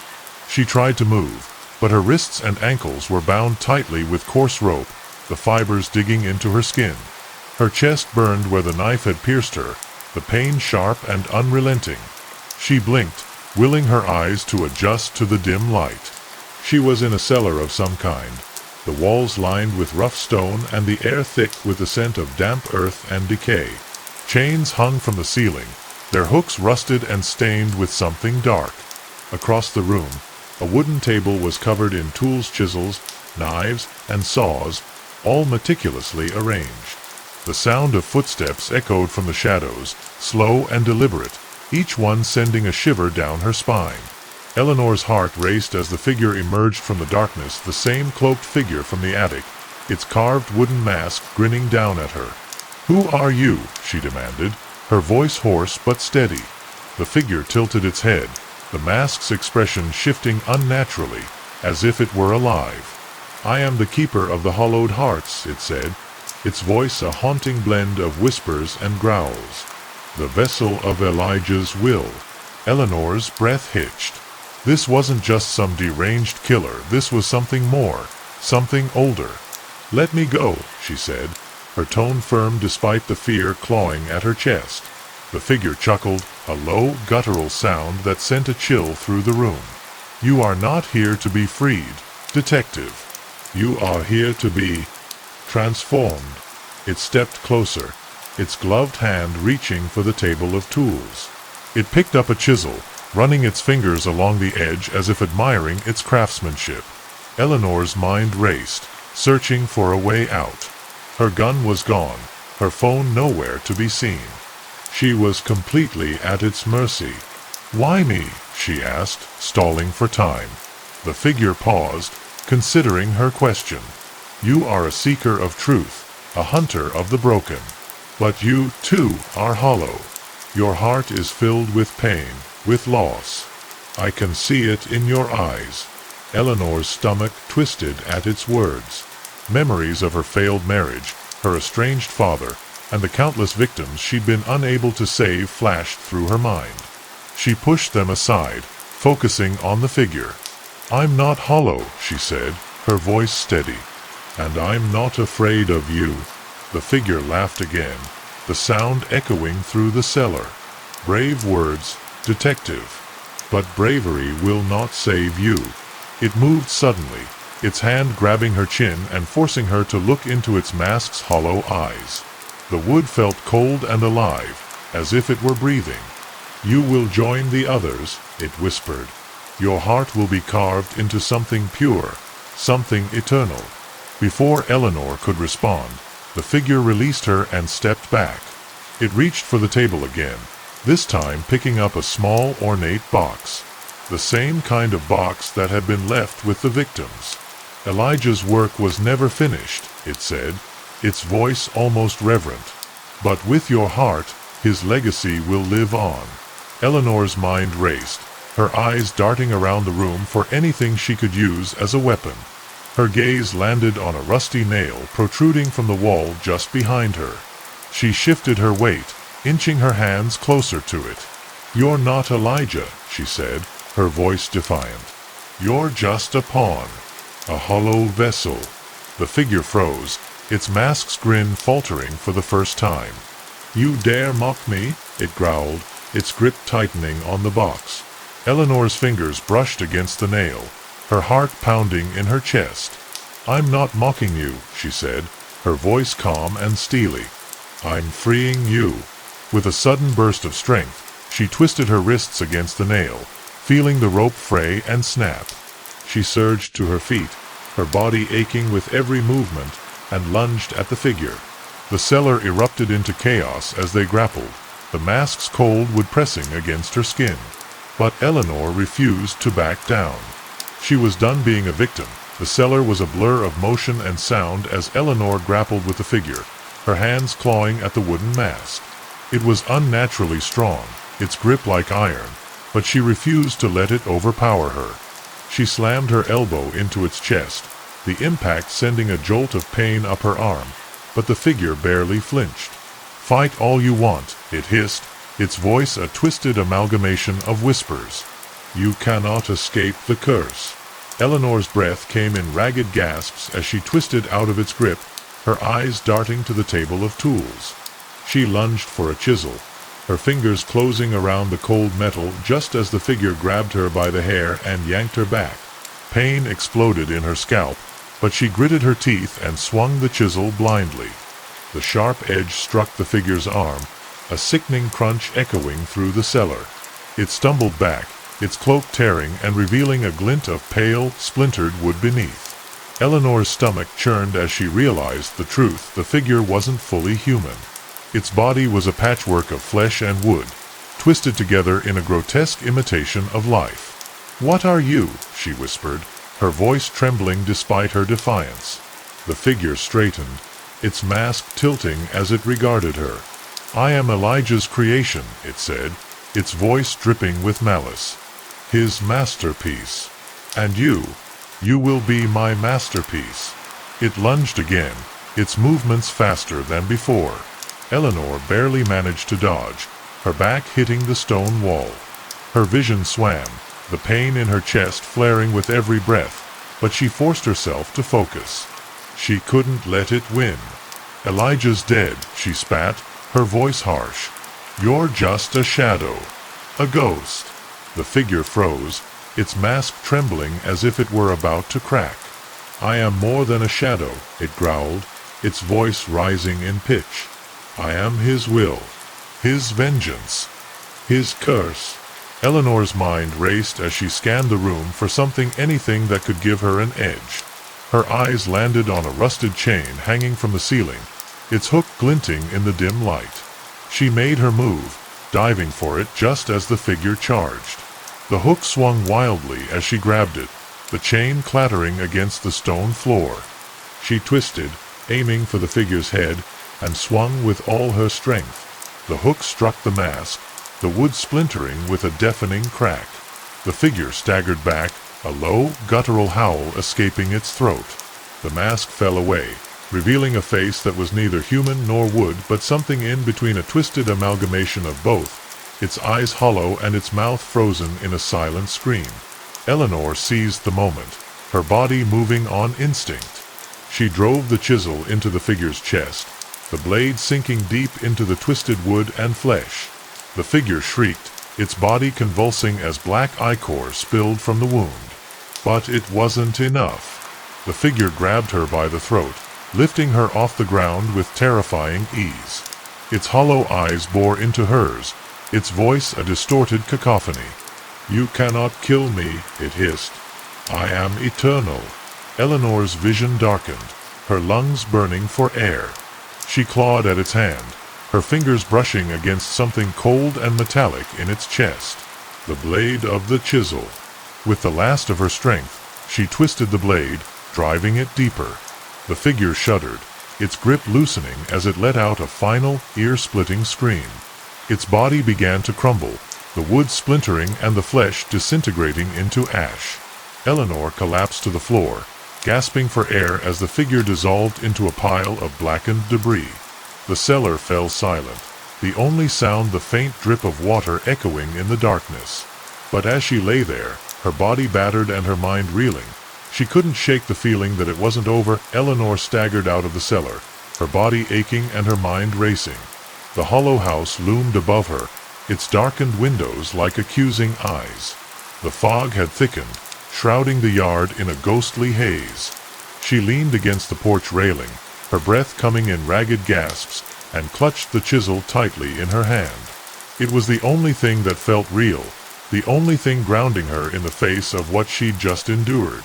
She needed to call for backup, to report what had happened, but her phone was still missing.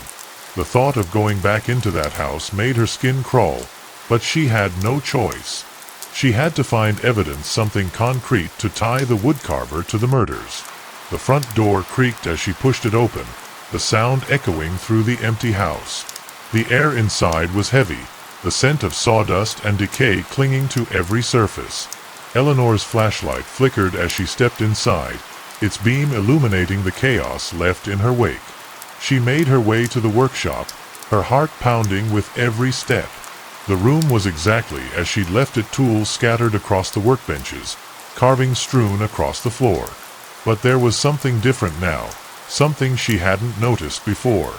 In the corner of the room, the locked cabinet Jacob had pointed to earlier was ajar. Eleanor approached it cautiously, her flashlight beam catching the glint of something inside. She pulled the door open, her breath catching in her throat. Inside the cabinet was a pile of wooden boxes, each one identical to the ones left at the murder scenes. But these were different, covered in intricate carvings that seemed to pulse faintly in the dim light. Eleanor reached for one, her fingers trembling as she lifted it. The wood was warm to the touch, almost alive, and she could feel a faint vibration beneath its surface. She opened the box, her stomach churning as she saw what was inside. A small, intricately carved heart lay nestled in the velvet lining, its surface stained with something dark. Eleanor's mind raced as she examined the heart. It wasn't just a carving, it was a replacement, a twisted imitation of the real thing. She thought of the victims, their hearts missing, and the horrifying realization hit her like a ton of bricks. Elijah wasn't just carving love, he was stealing it. She set the box down, her hands shaking, and turned to the workbench. Beneath a pile of sawdust and wood shavings, she found a leather-bound journal. The cover was worn, the pages yellowed with age, but the handwriting inside was still legible.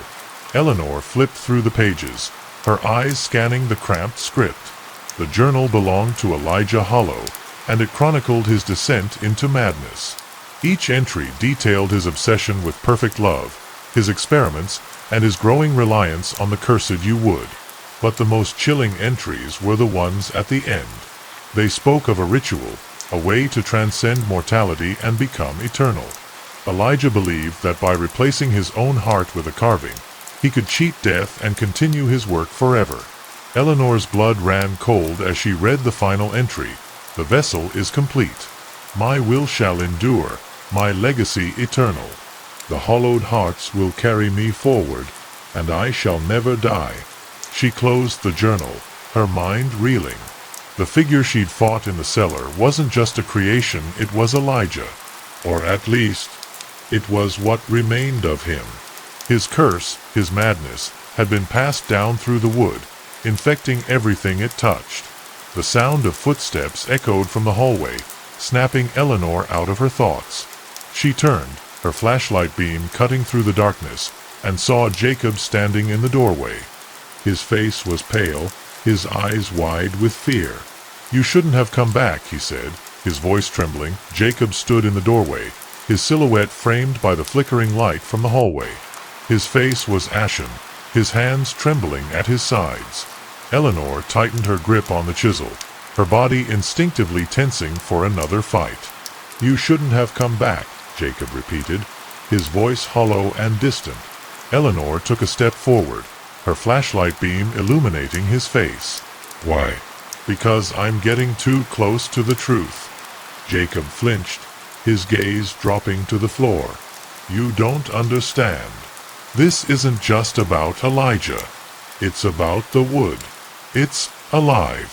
It's been calling to me, just like it called to him. Eleanor's stomach churned at the desperation in his voice. You've been helping it, haven't you? You've been luring people here, letting the woodcarver take their hearts. Jacob shook his head, tears welling in his eyes. I didn't have a choice.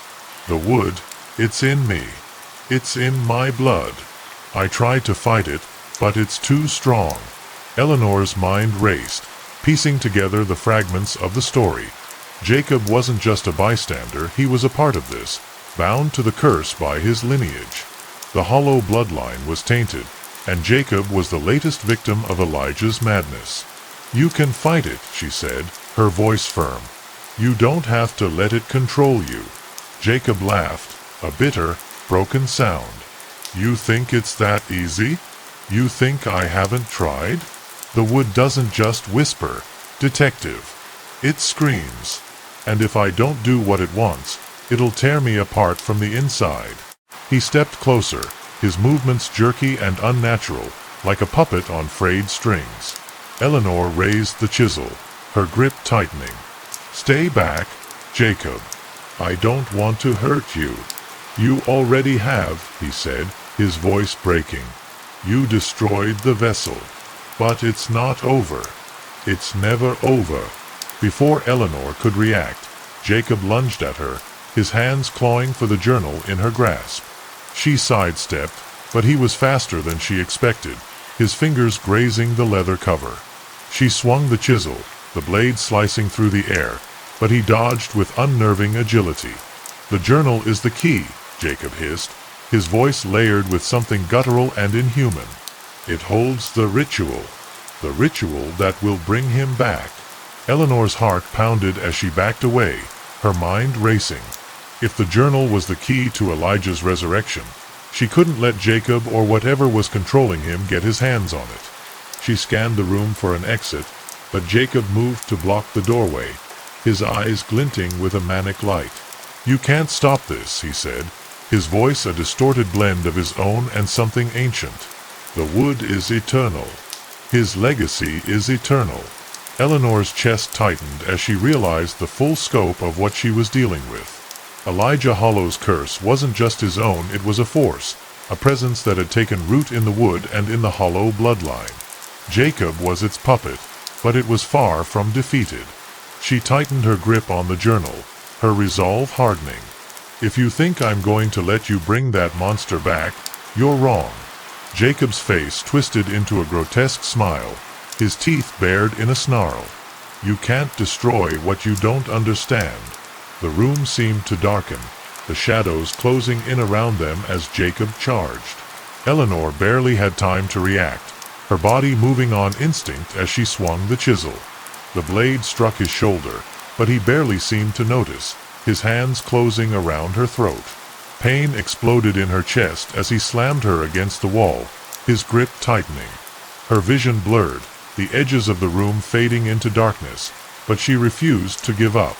She kicked out, her foot connecting with his knee, and he stumbled back just enough for her to break free.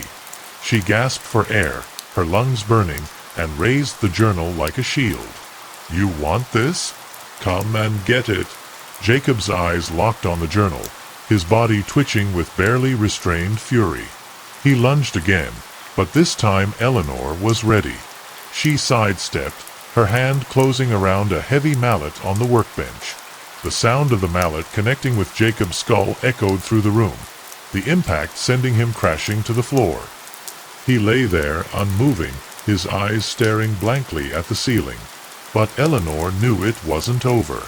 The wood was still alive, still calling, and she had to find a way to end it once and for all. Jacob's body lay still on the workshop floor, but Eleanor couldn't shake the feeling that the danger was far from over. The air in the room felt heavier, the shadows deeper, as if the house itself was alive and watching. She clutched the journal tightly, Elijah's twisted words burning in her mind. The ritual, the cursed you wood, the hollowed hearts. She had to end this. Eleanor moved quickly, her flashlight beam cutting through the darkness as she searched the workshop for anything that could help. Her eyes landed on a heavy axe leaning against the wall, its blade rusted but still sharp enough to do damage. She grabbed it, the weight of it grounding her as she turned back to the journal. The final pages detailed the ritual, how Elijah had carved his own heart out of the yew wood and infused it with his will, binding himself to the cursed material. But there was a footnote, a scribbled afterthought that caught Eleanor's eye. The wood is the vessel, but fire is the purifier. Fire. Her heart raced as the pieces fell into place. The cursed wood couldn't be destroyed by conventional means, it had to be burned. And if the heart of the curse was Elijah's own carved heart, then she had to find it. The cellar. She left the workshop, her footsteps echoing through the silent house. The cellar door loomed ahead, a gaping maw of darkness that made her skin crawl. But she had no choice. She had to finish this. The stairs groaned under her weight as she descended, her flashlight beam cutting through the gloom. The cellar was just as she'd left it, the chains hanging from the ceiling, the table of tools, the pile of ash where the woodcarver had crumbled. But now, she noticed something she hadn't before. In the far corner of the room, hidden behind a stack of crates, was a small, ornate chest. The wood was dark and polished, the carvings intricate and unervingly familiar. Eleanor approached it cautiously, her heart pounding in her chest. This was it. She set the journal and flashlight down, her hands trembling as she lifted the chest. It was heavier than she expected, the wood warm to the touch. She opened it, her breath catching in her throat as she saw what was inside. A wooden heart, perfectly carved and unervingly lifelike, rested on a bed of velvet. It pulsed faintly, as if it were still beating, and the air around it seemed to shimmer with dark energy. This was the heart of Elijah Hollow's curse, the source of the woodcarver's power. Eleanor's stomach churned as she lifted the heart from the chest. It felt wrong in her hands, like holding a living thing that didn't belong in this world. She could feel its pull, its whispers, trying to worm its way into her mind. "Not this time," she muttered, her voice steady despite the fear clawing at her chest. She set the heart on the stone floor, her hands shaking as she struck a match. The flame flickered weakly, but it was enough. She dropped it onto the chest, watching as the fire caught and began to spread. The wood didn't ignite immediately, it resisted, as if it were fighting back. But then the flames began to grow, licking at the polished surface and consuming the intricate carvings. The air filled with the scent of burning wood and something darker, something almost organic. The wooden heart began to crack, its surface splitting as the fire consumed it. A low, guttural wail filled the cellar, reverberating through the stone walls and shaking the ground beneath her feet. Eleanor staggered back, her hands covering her ears as the sound grew louder, more desperate. And then, with a final ear-splitting scream, the heart exploded into ash. The wail cut off abruptly, the silence that followed deafening. The flames died down, leaving behind nothing but a pile of smoldering ash and the faint smell of charred wood. Eleanor stood there, her body trembling, as the weight of what she'd done settled over her. It was over. She sank to her knees, the exhaustion and pain crashing over her in waves. The hollowed hearts were gone. The woodcarver was gone. Elijah Hollow's curse was finally broken. But as she sat there in the darkness, she couldn't shake the feeling that something remained. The wood was no longer alive, but its echoes lingered in the air, in the walls of the Hollow house. She knew she couldn't stay here. This place was too tainted, too full of memories and horrors. She grabbed the journal and the axe, her movements slow and deliberate as she made her way back up the stairs. The house was silent now, the oppressive weight of the curse lifted. But as she stepped out into the cold night air, she knew she'd never forget what she'd seen, what she'd done. Eleanor walked away from the Hollow house, her footsteps steady despite the exhaustion weighing her down. The fog was beginning to lift, and in the distance, she could see the faint glow of dawn breaking over the horizon. The nightmare was over. But as the sun rose over Black Hollow, casting its light on the dark woods and the crumbling house, Eleanor couldn't help but wonder if the curse was truly gone or if it was simply waiting, biding its time, until someone else awakened it. Epilogue: weeks later, Eleanor stood at the edge of the woods, staring at the Hollow house in the distance. The property had been boarded up, its crumbling facade a grim reminder of the horrors she'd faced. But she couldn't stay away. The journal was tucked under her arm, its pages filled with Elijah Hollow's madness and the secrets of the cursed wood. She'd spent weeks poring over it, trying to understand the full extent of what had happened. But there were still questions she wasn't sure she wanted answered. "Detective," a familiar voice called from behind her. She turned to see Dr. Margaret Hayes, the forensic psychologist who'd consulted on the case. Her expression was grave, her eyes filled with concern. "I didn't expect to see you here," Eleanor said, her voice calm but guarded. Hayes stepped closer, her gaze flicking to the Hollow house. "I heard about what happened. I just wanted to check on you." Eleanor nodded, her grip tightening on the journal. I'm fine. It's over. Hayes studied her for a moment, her expression unreadable. Is it? Eleanor didn't answer. The Lover's Pyre. Chapter 1. The first flame. The rain fell in relentless sheets, turning the cobblestone streets of Blackthorn Cove into a slick, reflective maze. Detective Marcus Hale trudged through the downpour, his trench coat heavy with water, his flashlight cutting a narrow path through the darkness. The call had come in just before midnight, a fire at the old gallows, 2 bodies found in the ashes. But it was the officer's trembling voice that had made Marcus hurry. You need to see this for yourself, she'd said. The gallows loomed ahead, a skeletal structure of weathered wood and rusted iron. Even in the storm, Marcus could smell the acrid stench of burnt flesh mingling with the salty tang of the sea. He paused at the edge of the scene, his stomach churning. 2 bodies lay in the center of a blackened circle, their forms so charred they seemed almost unrecognizable as human. Yet, their hands were clasped together, fingers interlaced in a final, desperate grip. A single black rose rested between them, its petals glistening with rainwater, untouched by the flames that had consumed everything else. Marcus crouched, his breath catching as he noticed the faint, almost imperceptible pattern carved into the ground beneath the bodies. It was a circle with a crescent moon inside, the lines jagged and hurried, as if carved in a frenzy. Marcus. He turned to see Officer Laura Reyes approaching, her face pale beneath the harsh glow of her flashlight. She handed him an evidence bag containing a scrap of paper, its edges singed and brittle. The handwriting was jagged, the ink smudged, but the words were unmistakable. Love is but kindling. Found it under the rose, Reyes said, her voice low. Whoever did this, they wanted us to find it. Marcus stared at the note, his mind racing. The words were a taunt, a declaration, something darker than he could yet understand. He glanced back at the bodies, their faces frozen in silent screams. Who were they? A couple, Reyes replied. Jenny and Mark Thompson. Married last summer. They were reported missing 2 days ago.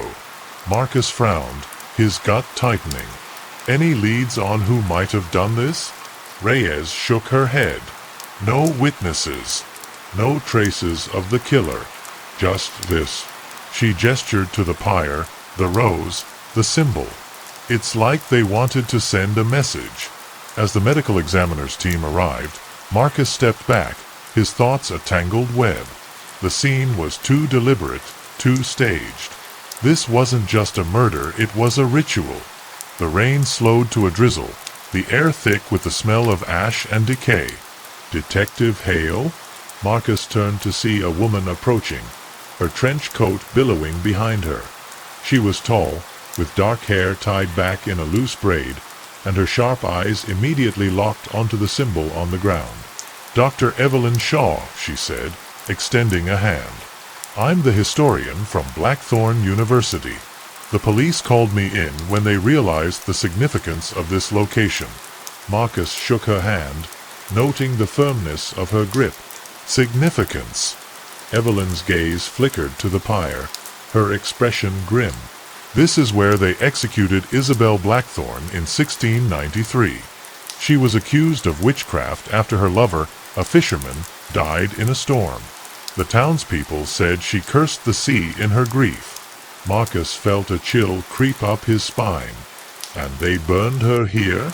Yes, Evelyn said softly. But before she died, she cursed the town. She swore that love would become a death sentence for anyone who dared to feel it in Blackthorn Cove. Marcus stared at her, the weight of her words settling over him like a shroud. He glanced back at the bodies, at the black rose, at the symbol carved into the earth. This wasn't just a murder. It was a message. And it was only the beginning. Chapter 2. Ashes of the past. The Blackthorn Tavern was a relic of a bygone era, its wooden beams blackened with age and smoke. Marcus sat in a corner booth, a lukewarm coffee in front of him, the events of the previous night still gnawing at his thoughts. The rain had finally stopped, leaving the town cloaked in a heavy, oppressive fog that clung to the cobblestone streets like a shroud. Across from him, Dr. Evelyn Shaw pored over a stack of yellowed papers, her fingers tracing the faded ink with a scholar's reverence. "Here it is," she said, sliding one of the documents toward him.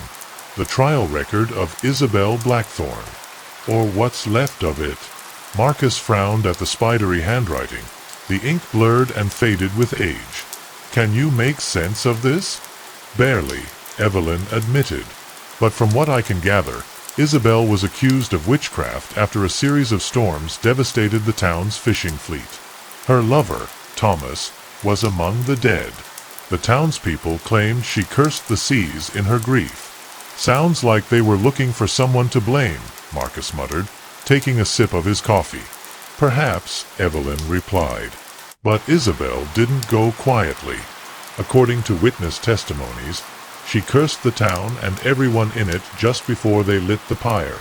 "Cursed them how?" Evelyn hesitated, her eyes darkening. "She swore that love would become a death sentence in Blackthorn Cove. That's why they burned her here, to cleanse the town of her darkness." Marcus leaned back in his seat, his mind racing. "And now someone's using her story to justify these murders." "It's more than that," Evelyn said, lowering her voice. "The symbol you found at the scene, the circle with the crescent moon, it's an ancient witch's mark. Protection, purification, and revenge." Before Marcus could respond, the door to the tavern swung open, and a man in a long coat strode in, his face pale and drawn. It was Father O'Connell, the town's parish priest, and he looked as though he'd seen a ghost. "Father," Marcus called, raising a hand. "Over here." The priest hesitated, his eyes darting around the room before he made his way over to their booth.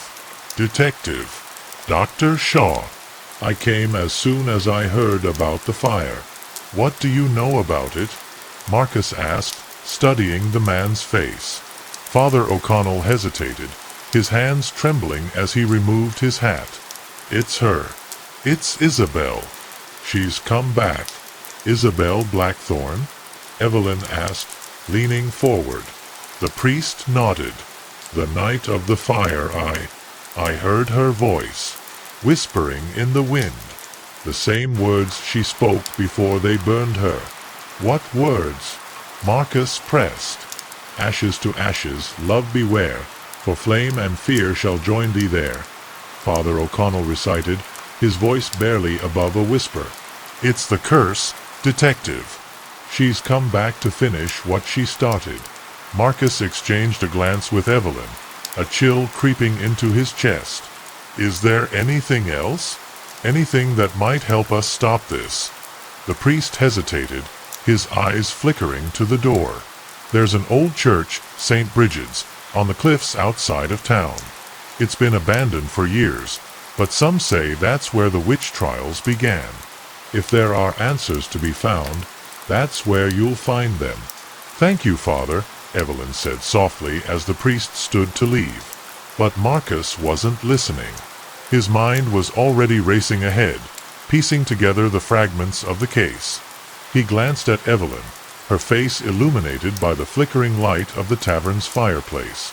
"You think there's any truth to this curse?" Evelyn met his gaze, her expression unreadable.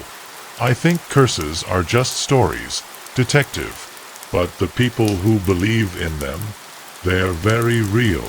Marcus nodded, his jaw tightening.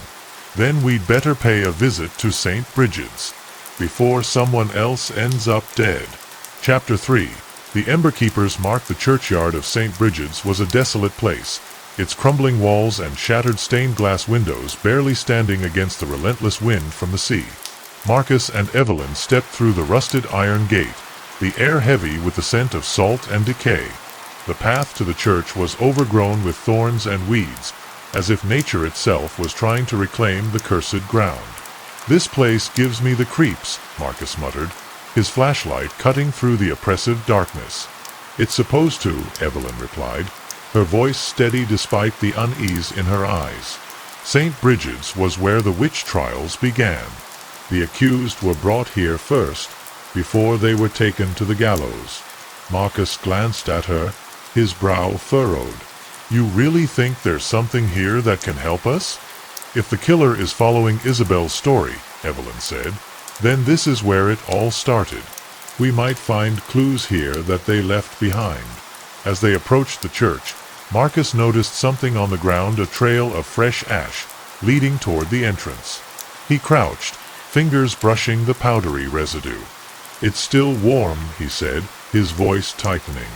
Evelyn's eyes widened. Someone was here recently. The door to the church groaned as Marcus pushed it open, the sound echoing like a dying wail. Inside, the air was thick with the smell of smoke and something else, something metallic, like blood. The beam of his flashlight swept across the nave, revealing a scene that made his stomach twist. In the center of the room, two bodies lay on a crude platform of stacked wood. Their skin was blackened, their faces contorted in agony, and their hands were clasped together in a grotesque echo of the first victims. A single black rose rested between them, its petals glistening in the dim light. Another couple, Evelyn whispered, her voice trembling. Marcus stepped closer, his flashlight catching something carved into the floor beneath the pyre. It was the same symbol, the circle with the crescent moon, but this time, words were etched around it. Love is but kindling. This is the killer's mark, Marcus said, his jaw clenched. They're leaving a trail. For us. Evelyn crouched beside the symbol, her fingers tracing the grooves in the stone. It's a message, but it's also a warning. They're not just killing couples, they're staging these scenes like Isabel's execution. They're recreating the curse. Marcus felt a cold knot of dread settle in his chest. And we're supposed to stop them. Evelyn stood, her expression grim. But to do that, we need to understand why they're doing this. Who they are. Before Marcus could respond, a sound echoed through the church, a soft, rhythmic scraping, like something being dragged across the floor. He spun around, his flashlight sweeping the shadows, but the darkness seemed to swallow the beam whole. Someone's here, he whispered, his hand instinctively going to his holster. Evelyn froze, her breath catching. Do you see anything? No, Marcus replied, his voice low. But I know they're watching us. The scraping stopped, and for a moment, the church was silent. Then, from somewhere in the shadows, a voice echoed low, guttural, and filled with malice. Ashes to ashes, it whispered. Love beware. Marcus's grip tightened on his flashlight. Show yourself. The church was silent again, but Marcus could feel the presence lingering in the darkness, watching, waiting. We need to get out of here, Evelyn said, her voice barely audible. Marcus nodded, his eyes never leaving the shadows. Let's go. But we're not done with this place. As they turned to leave, something caught the edge of Marcus's flashlight, a glint of metal on the floor. He crouched, picking up a small, ornate locket. It was tarnished with age, but the engraving inside was still visible, a crescent moon inside a circle. Evelyn, he said, holding it out to her. Is this? She took the locket, her eyes widening as she recognized the symbol. It's Isabel's. According to the records, she wore this at her trial. Marcus felt a chill crawl up his spine. Then whoever's doing this isn't just recreating the curse. They're using her things. They're keeping her alive. Evelyn met his gaze, her expression unreadable. And they're not going to stop until the curse is complete. Chapter 4. Witchfire. The wind howled through the ruins of St. Bridget's as Marcus and Evelyn hurried back to the car, the locket clutched tightly in Evelyn's hand. The fog had thickened, turning the night into an impenetrable shroud that seemed to suffocate the world. Marcus kept glancing over his shoulder, his hand hovering near his holster, the weight of the killer's presence still pressing down on him. We need to get this locket analyzed, Evelyn said, her voice steady but laced with urgency. If it's Isabel's, it might give us some clue about the killer's connection to her. Marcus nodded, his eyes scanning the shadows. Agreed. But first, we need to figure out their next move. If they're recreating Isabel's story, Then, before he could finish, a deafening crack echoed through the night, followed by the sound of shattering glass. Marcus spun around, drawing his gun, just as a Molotov cocktail flew through the air, hurtling toward them. "Get down!" he shouted, pulling Evelyn to the ground as the flaming bottle exploded against a nearby tree, sending shards of glass and fire raining down around them. Evelyn scrambled to her feet, her face pale but determined. "Are you okay?" "Fine," Marcus growled, his eyes scanning the darkness for the attacker. "Stay behind me." The fog seemed to twist and writhe, the shadows shifting as though alive. From somewhere in the haze, laughter echoed low, guttural, and filled with malice. "Ashes to ashes," the voice taunted. "Love beware." Marcus tightened his grip on his gun, his heart pounding in his chest. "Show yourself." The laughter faded, replaced by the sound of footsteps retreating into the night. Marcus took a step forward, but Evelyn grabbed his arm. "Don't," she warned. "They're leading you into a trap." Marcus hesitated, torn between the instinct to chase the killer and the need to keep Evelyn safe. "We can't just let them go." "We're not," Evelyn said, her voice firm. "But we need to be smart about this. They're trying to scare us, to throw us off balance. We can't let them win." Marcus took a deep breath, forcing himself to calm down. "You're right. But we're not leaving this place without some answers." They moved cautiously through the fog, their flashlights cutting through the oppressive darkness. The fire from the Molotov cocktail had spread, lighting up the ruins with an eerie, flickering glow. As they approached the car, Marcus noticed something scrawled on the hood, the same symbol from the church, the circle with the crescent moon. But this time, the words beneath it were different. "The flames will rise again." "What does that mean?" Marcus asked, his voice tight with frustration. Evelyn studied the symbol, her expression grim. "It's a warning. They're telling us that they're not done, that more people will die." Marcus felt a cold knot of dread settle in his chest. "Then we need to figure out who's next, before they can strike again." Evelyn nodded, her gaze fixed on the symbol. "There's something we're missing. Something about Isabel's story that connects to these killings." "Like what?" "I don't know yet," Evelyn admitted. "But I think we need to dig deeper into her past. If the killer is using her things, then maybe they're using her history, too." Marcus glanced at the fading flames, then back at Evelyn. "Then we start with the locket. If it's Isabel's, it might lead us to the next piece of the puzzle." As they drove back to Blackthorn Cove, the fog seemed to close in around them, the darkness pressing down like a weight. Marcus couldn't shake the feeling that they were being watched, that the killer was always just one step ahead. Evelyn stared out the window, her fingers tracing the engraving on the locket. "Isabel wasn't just a witch," she said quietly. "She was a woman who loved someone, and that love was used against her." Marcus glanced at her, his expression softening. "You think the killer's trying to make the same statement?" "Maybe," Evelyn said. "But we need to figure out why, and who they're targeting next." They fell silent, the hum of the engine the only sound as the night stretched on. The road ahead was dark, but Marcus knew they couldn't turn back. Not when so many lives were at stake. Not when the flames were still rising. Chapter 5. The witching hour. The Blackthorn Historical Society was housed in a crumbling brick building on the edge of town, its windows clouded with dust and grime. Inside, the air was thick with the scent of old paper and mildew, the silence broken only by the creak of floorboards underfoot. Evelyn led the way, her flashlight illuminating rows of shelves crammed with ancient tomes and yellowed documents.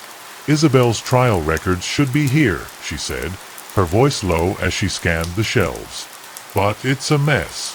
These archives haven't been properly catalogued in decades." Marcus followed, his eyes darting around the room.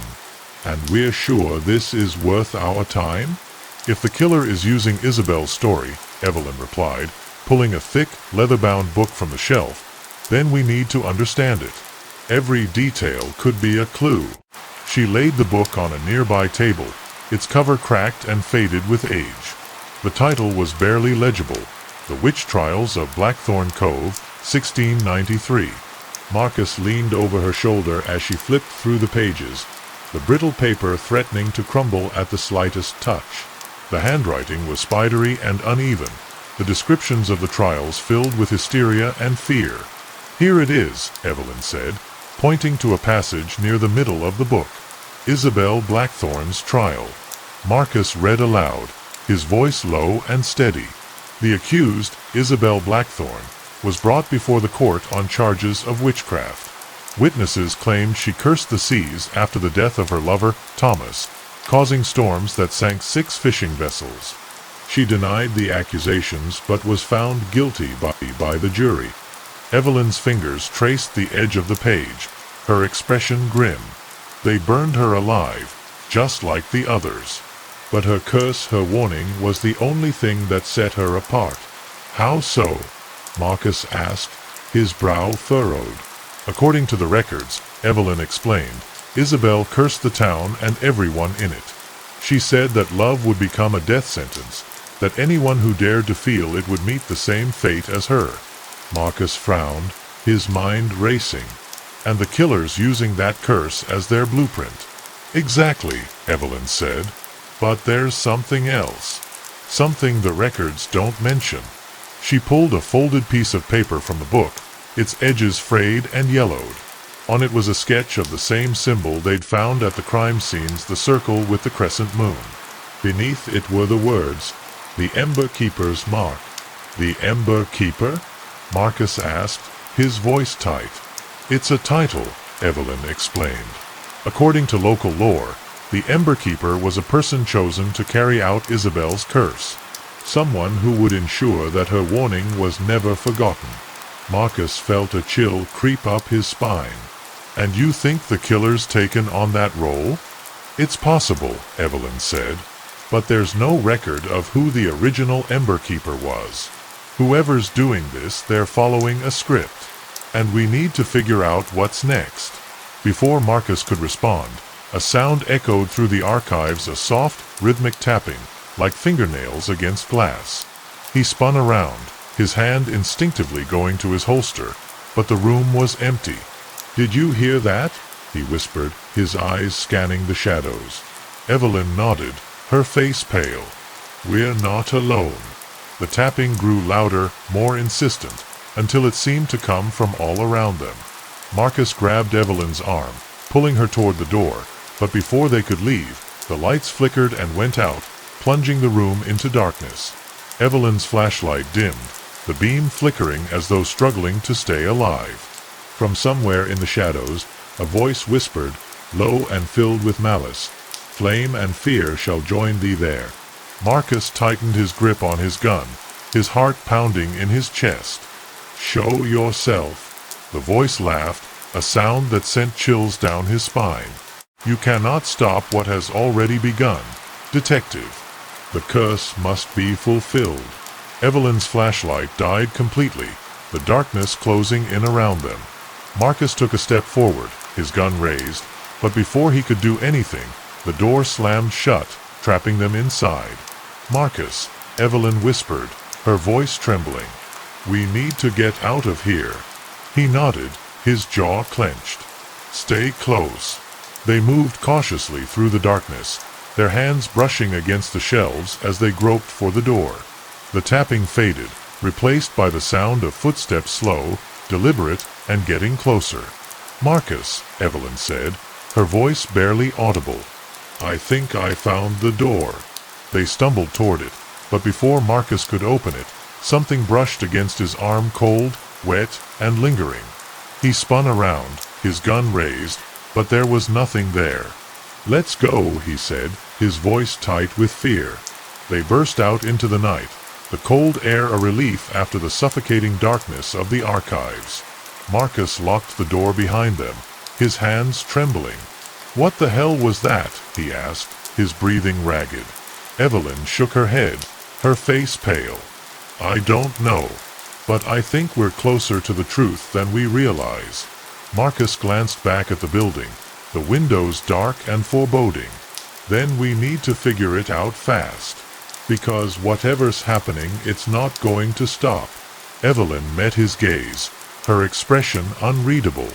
And neither will we. Chapter 6. The Burning Heart. The Blackthorn Lighthouse stood on the edge of the cliffs, its beam cutting through the fog like a sword. It was an ancient structure, its stone walls weathered by centuries of wind and rain. According to the records Evelyn had found, it was also the place where Isabel Blackthorn had met her lover, Thomas, in secret before his untimely death. If the killer's following Isabel's story, Evelyn said as they approached the lighthouse, then this is where it all began. Where her curse began. Marcus nodded, his eyes scanning the shadowy landscape. The fog was thick here, the air heavy with the scent of salt and seaweed. The lighthouse loomed above them, its door hanging ajar as if inviting them in. "Let's make this quick," Marcus said, his hand resting on his holster. "I've got a bad feeling about this place." They stepped inside, the floorboards creaking beneath their feet. The interior was damp and cold, the walls lined with faded maps and dusty equipment. A spiral staircase led up to the lantern room, its iron steps rusted and precarious. Evelyn moved toward a large wooden chest in the corner, its lid carved with intricate patterns of waves and flames. "This might be something," she said, kneeling to open it. Marcus stood guard, his senses on high alert. "What is it?" "Old sailor's belongings," Evelyn replied, pulling out a bundle of cloth wrapped in twine. "But look, there's something else."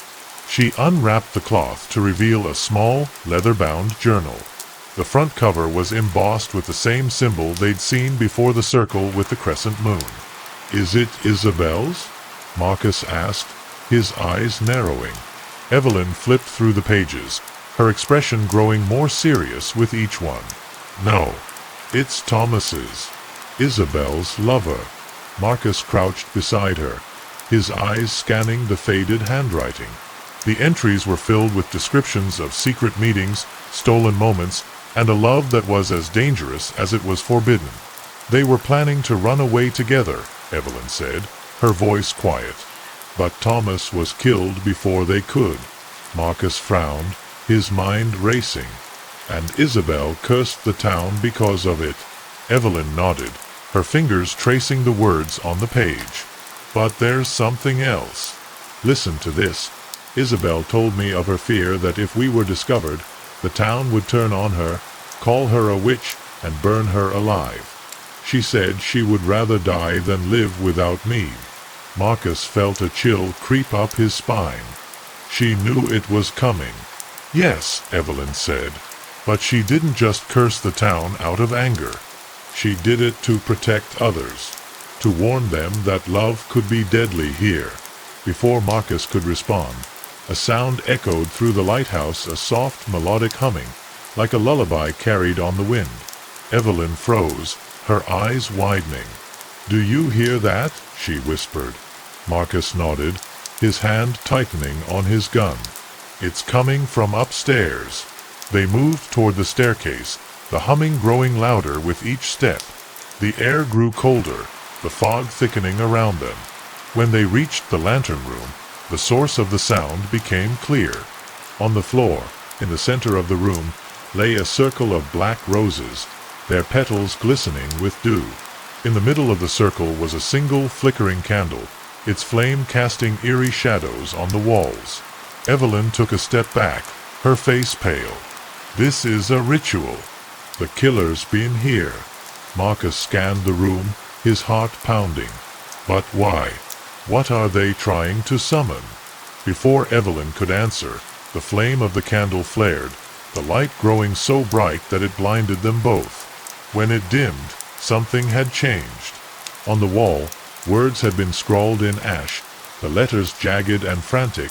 "The burning heart will light the way." Marcus stared at the message, his stomach twisting. "What does that mean?" Evelyn's expression was grim. "I think it's a clue. The burning heart, it's a place. Somewhere in Blackthorn Cove that's connected to Isabel's story." Marcus took a deep breath, forcing himself to focus. Then we need to figure out where it is, before they kill again. Evelyn nodded, her gaze fixed on the flickering candle. But we need to be careful. The killer's not just playing with fire, they're playing with us. As they left the lighthouse, the fog seemed to close in around them, the darkness pressing down like a weight. Marcus couldn't shake the feeling that they were being watched, that the killer was always one step ahead. Evelyn stared at the journal in her hands, her fingers tracing the symbol on the cover. There's something we're missing. Something about Isabel's story that connects to the killer. Marcus glanced at her, his expression softening. Then we'll figure it out. Together. They climbed into the car, the engine roaring to life as they drove back into the night. The road ahead was dark, but Marcus knew they couldn't turn back. Not when the burning heart was still waiting to be found. Chapter 7. The shadows edged the old Blackthorn estate stood at the edge of the woods, its gates rusted and crumbling, its grounds overgrown with thorns and ivy. According to Evelyn's research, it was once the home of the town's founding family and the place where Isabel Blackthorn had been imprisoned before her execution. "This is it," Evelyn said as they approached the gates, her flashlight cutting through the fog. "The burning heart." Marcus frowned, his eyes scanning the dilapidated mansion. "Why here?" "Because it's where Isabel's heart broke," Evelyn explained. "Where she was betrayed by the very people she trusted." They pushed open the gates, the hinges screeching like a dying animal. The path to the mansion was littered with fallen branches and broken statues, the air thick with the scent of decay. As they reached the front door, Marcus noticed something carved into the wood, the circle with the crescent moon, surrounded by words. "The heart of darkness lies here." "The killer's been here," Marcus said, his voice low. Evelyn nodded, her expression grim. "And they're leaving us a trail." "But why?" Before Marcus could answer, a sound echoed from inside the mansion, a soft, rhythmic thumping, like a heartbeat. They exchanged a glance, Marcus's hand instinctively going to his holster. "Stay close," he whispered, pushing the door open. The interior of the mansion was cold and dark, the air heavy with the smell of mold and rot. The floorboards creaked beneath their feet as they moved deeper inside, their flashlights cutting through the oppressive darkness. The thumping grew louder as they approached a set of double doors at the end of the hall. Marcus hesitated, his senses on high alert, before pushing them open. The room beyond was vast and empty, its walls lined with faded portraits of the Blackthorn family. In the center of the room was a chair, its wood splintered and charred, and on the floor in front of it was a circle of black roses. Evelyn's eyes widened as she stepped closer. This is where they questioned her, where they broke her. Marcus's gaze fell on the chair, his stomach twisting, and the killers recreated it. He moved toward the circle of roses, his flashlight catching something on the floor, a small, metal object. He picked it up, his heart sinking as he recognized it. "A locket," he said, holding it out to Evelyn. "Just like the one we found at the church." Evelyn took the locket, her fingers trembling as she opened it. Inside was a lock of hair, dark and coarse, and a small piece of parchment. She unfolded the parchment, her eyes scanning the words written there. "The heart of the curse beats within the shadows." "What does that mean?" Marcus asked, his voice tight. "I think it's a clue," Evelyn said. "The killer's trying to lead us to the heart of the curse, to whatever's left of Isabel's power." Before Marcus could respond, a sound echoed through the mansion, a soft, mournful wail, like a woman crying. Evelyn froze, her face pale. "Do you hear that?" she whispered. Marcus nodded, his hand tightening on his gun. "It's coming from upstairs." They moved toward the staircase, the wailing growing louder with each step. The air grew colder, the fog thickening around them. When they reached the second floor, the sound stopped, replaced by a chilling silence. Marcus pushed open the first door they came to, his flashlight sweeping the room. Inside, the walls were covered in symbols, the circle with the crescent moon, over and over, carved into the wood with frantic, jagged strokes. "This is a ritual room," Evelyn said, her voice trembling. The killer's been here. Marcus nodded, his jaw clenched. But what are they trying to summon? Before Evelyn could answer, the floor beneath them began to shake, the walls rattling as though the mansion itself was coming alive. The air grew thick with the smell of smoke, and from somewhere in the shadows, a voice whispered, "The heart of the curse beats within you." Marcus spun around, his gun raised, but the room was empty. "Show yourself." The voice laughed, a sound that sent chills down his spine. "You cannot escape what you have become, detective. The curse has chosen you." Evelyn grabbed Marcus's arm, her eyes wide with fear. "We need to get out of here." They turned to leave, but before they could reach the door, it slammed shut, trapping them inside.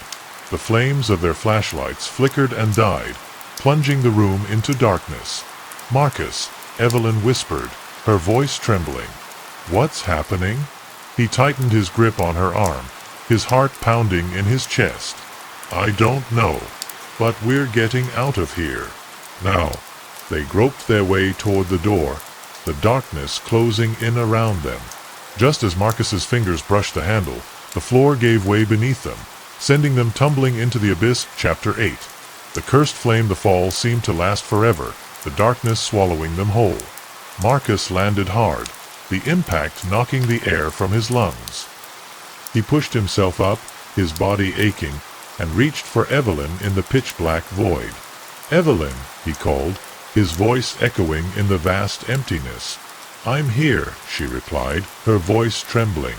Her hand found his, and he pulled her close, his heart racing as his eyes adjusted to the gloom.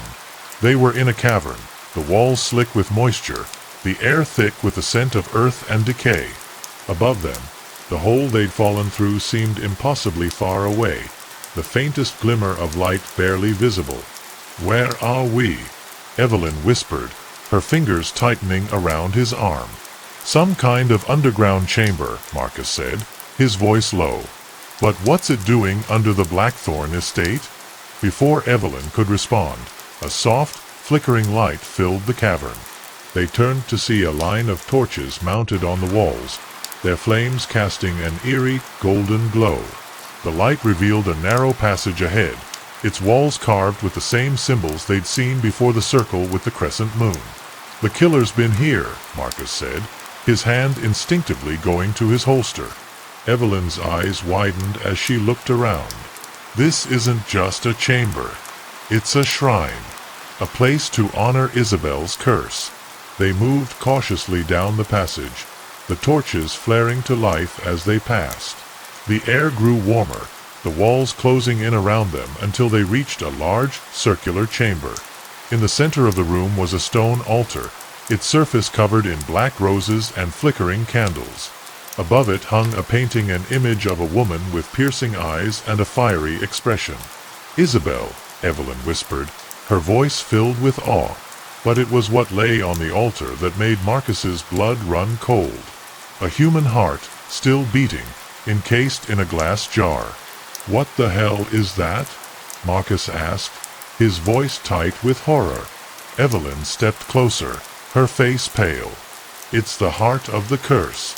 The killer's trying to awaken its power." Marcus's eyes darted around the room, his senses on high alert. "But how? And why?" Before Evelyn could answer, a voice echoed through the chamber, low, guttural, and filled with malice. "You're too late, detective. The flame has been lit." Marcus spun around, his gun raised, but the chamber was empty. The voice seemed to come from everywhere and nowhere, the words echoing in his mind. "Show yourself," he shouted, his voice trembling with anger. The torches flared, their flames growing brighter until the chamber was filled with light. From the shadows stepped a figure, a man dressed in black, his face obscured by a mask carved with the circle and crescent moon. "The Ember Keeper," Evelyn whispered, her voice filled with dread. The man laughed, the sound sending chills down Marcus's spine. "You cannot stop what has already begun. The curse must be fulfilled." Marcus tightened his grip on his gun, his heart pounding in his chest. "What do you want?" The Ember Keeper tilted his head, his eyes gleaming behind the mask. I want what Isabel wanted. Justice. Vengeance. For the sins of the past to be repaid. Evelyn took a step forward, her hands clenched into fists. But innocent people are dying. This isn't justice, it's murder. The Ember Keeper's laughter echoed through the chamber. Innocent? No one in this town is innocent. They carry the blood of traitors in their veins. Marcus took a step closer, his eyes locked on the killer. Then take it out on me. Leave them out of this. The Ember Keeper's gaze shifted to Marcus, his expression unreadable. You don't understand, detective. You're already part of the curse. Before Marcus could respond, the flames of the torches surged, the heat forcing him back. When the light dimmed, the Ember Keeper was gone, the chamber empty except for the beating heart on the altar. Marcus, Evelyn said, her voice trembling. We need to destroy it. If we don't, the curse will consume everything. Marcus nodded, his jaw clenched. Then let's end this. They moved toward the altar, but before they could reach it, the floor beneath them began to shake, the walls rattling as though the chamber itself was coming alive. From somewhere in the shadows, a voice whispered, "The heart of the curse beats within you." Marcus turned to Evelyn, his expression grim. We're running out of time. She met his gaze, her eyes filled with determination. Then we finish this. Together. Chapter 9.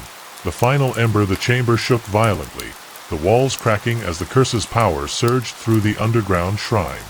Marcus grabbed Evelyn's arm, pulling her toward the altar, where the heart in the glass jar pulsed with an unnatural light. We need to destroy it, Evelyn said, her voice steady despite the chaos around them. Marcus nodded, his eyes locked on the jar. But how? Before Evelyn could answer, the torches flared, their flames turning a sickly green. From the shadows, the Ember Keeper emerged, his mask glowing with the same eerie light. You cannot destroy the heart, he said, his voice filled with malice. It is the source of the curse, the conduit for Isabel's vengeance. Marcus stepped forward, his gun raised. Then we'll destroy you. The Ember Keeper laughed, the sound echoing through the chamber. You don't understand, detective. I am not the curse's master, I am its servant. And so are you. Evelyn's eyes widened as she looked at Marcus. What does he mean? Before Marcus could respond, the Ember Keeper raised his hand, and the flames of the torches surged toward them. Marcus grabbed Evelyn, pulling her behind the altar as the fire roared past, scorching the stone walls. We need to end this, Marcus said, his voice tight. But we can't fight fire with fire. Evelyn's eyes darted to the jar, her mind racing. There's another way. The curse is tied to the heart, but it's also tied to the town's history. If we can break that connection, before she could finish, the Ember Keeper appeared beside them, his hand reaching for the jar. Marcus slammed into him, knocking him back, but the killer was unnaturally strong, his grip like iron as he shoved Marcus to the ground. Evelyn lunged for the jar, her fingers closing around it just as the Ember Keeper grabbed her arm. You cannot stop it, he hissed, his mask inches from her face. The curse must be fulfilled. Marcus tackled the Ember Keeper, sending them both crashing into the altar. The jar slipped from Evelyn's grasp, shattering on the stone floor. The heart exploded in a burst of fire, the flames spreading rapidly as the chamber filled with smoke. Evelyn scrambled back, her eyes wide with shock. It's over. The heart's destroyed. But the Ember Keeper rose from the flames, his mask cracked and glowing. You fool, he said, his voice filled with rage. You've only made it stronger. The flames surged toward them, the heat unbearable as the chamber began to collapse. Marcus grabbed Evelyn's hand, pulling her toward the passage as chunks of stone fell from the ceiling. We need to get out of here, he shouted, his voice barely audible over the roar of the fire. They stumbled down the passage, the flames licking at their heels. The torches along the walls flared, their light blinding as the curse's power surged through the shrine. When they finally reached the hole they'd fallen through, Marcus boosted Evelyn up, his muscles straining as he pushed her toward the surface. She grabbed the edge, pulling herself out just as the floor beneath Marcus gave way. "Marcus!" Evelyn screamed, reaching down as he scrambled for the edge. He grabbed her hand, his fingers slipping as the flames rose around him. With a final, desperate effort, he pulled himself up, collapsing onto the ground as the hole collapsed in on itself. For a moment, there was silence, the only sound their ragged breathing as the fire burned itself out beneath them. Evelyn turned to Marcus, her face pale. "We didn't stop it. The curse is still out there." Marcus nodded, his jaw clenched. "Then we'll find another way. We're not done yet." Chapter 10. The last flame. The Blackthorn estate was engulfed in flames, the fire spreading rapidly as the curse's power consumed the ancient mansion. Marcus and Evelyn stood in the courtyard, their faces illuminated by the inferno, their breaths shallow and ragged. "We have to stop him," Evelyn said, her voice trembling but resolute. "If we don't, the curse will destroy everything." Marcus nodded, his jaw clenched as he stared at the burning mansion. "But how? We destroyed the heart, and it only made him stronger." Evelyn's eyes narrowed as she turned to him. "Because the heart wasn't the source of the curse. It was a distraction. The real source is the Ember Keeper himself. He's the vessel for Isabel's vengeance." Before Marcus could respond, a figure emerged from the flames, the Ember Keeper, his mask glowing with an otherworldly light, his body wreathed in fire. "You cannot escape the curse," he said, his voice echoing with the power of Isabel's wrath. "It is part of you now." Marcus stepped forward, his gun raised, but the Ember Keeper laughed, the sound sending chills down his spine. "Your weapons cannot harm me, detective. I am more than flesh and blood." Evelyn grabbed Marcus's arm, her eyes filled with determination. "We need to break the connection. If we can sever the link between him and the curse." Before she could finish, the Ember Keeper raised his hand, sending a wave of fire toward them. Marcus grabbed Evelyn, pulling her behind a stone statue as the flames roared past, scorching the ground. "We're out of time," Marcus said, his voice tight. "What's the plan?" Evelyn's mind raced as she looked around the courtyard. "The curse is tied to the town's history. If we can confront the truth, if we can make him see that vengeance isn't the answer." Marcus shook his head. "He's not going to listen to reason, Evelyn. He's consumed by it." Evelyn met his gaze, her eyes filled with desperation. "Then we have to try. It's our only chance." Marcus hesitated, then nodded, his jaw clenched. "Then let's do it." They stepped out from behind the statue, the Ember Keeper turning to face them, his mask glowing with an eerie light. Evelyn took a deep breath, her voice steady as she spoke. "Isabel's curse was born out of pain," she said, her words cutting through the roar of the flames. "But vengeance isn't the answer. It won't bring her peace, and it won't bring you peace either." The Ember Keeper tilted his head, his expression unreadable. "You know nothing of my pain." "I know that hurting others won't make it go away," Evelyn said, her voice filled with empathy. "But you can stop this. You can choose to let it go." For a moment, the Ember Keeper was silent, the flames around him flickering as though caught in a storm. Then he laughed, the sound filled with bitterness. "You cannot undo what has been done," he said, his voice filled with malice. "The curse must be fulfilled." Before Evelyn could respond, the Ember Keeper raised his hand, sending a torrent of fire toward them. Marcus grabbed Evelyn, pulling her behind a crumbling wall as the flames roared past, the heat unbearable. "He's not going to listen," Marcus said, his voice tight. "We need to end this." Evelyn's eyes filled with tears as she looked at him. "Then we have to destroy him. But it'll take everything we have." Marcus nodded, his expression grim. "Then we do it together." They stepped out from behind the wall, the Ember Keeper turning to face them, his mask glowing with an otherworldly light. Evelyn took a deep breath, her voice steady as she spoke. "We're not afraid of you," she said, her words cutting through the roar of the flames. "And we're not letting you destroy this town." The Ember Keeper laughed, the sound filled with malice. "Then you will burn with it." As he raised his hand to unleash another wave of fire, Marcus charged, tackling the Ember Keeper to the ground. The flames surged around them, the heat unbearable as Marcus struggled to hold him down. Evelyn ran to Marcus's side, her hands trembling as she reached for the Ember Keeper's mask. With a final desperate effort, she pulled it free, revealing the face beneath a face twisted with pain and rage, but also familiar. "Thomas," Evelyn whispered, her voice filled with shock. "You're Thomas, Isabel's lover." The Ember Keeper's expression faltered, his eyes filled with confusion and pain. "Isabel, she's gone. And I'm all that's left." Evelyn's eyes filled with tears as she looked at him. "But you don't have to do this. You can let it go. For her." For a moment, the Ember Keeper was silent, the flames around him flickering as though caught in a storm. Then, with a final anguished cry, his body disintegrated into ash, the flames dying as the curse's power faded. The courtyard fell silent, the only sound their ragged breathing as the fire burned itself out around them. Evelyn sank to her knees, her body trembling with exhaustion. "It's over," she whispered, her voice filled with relief.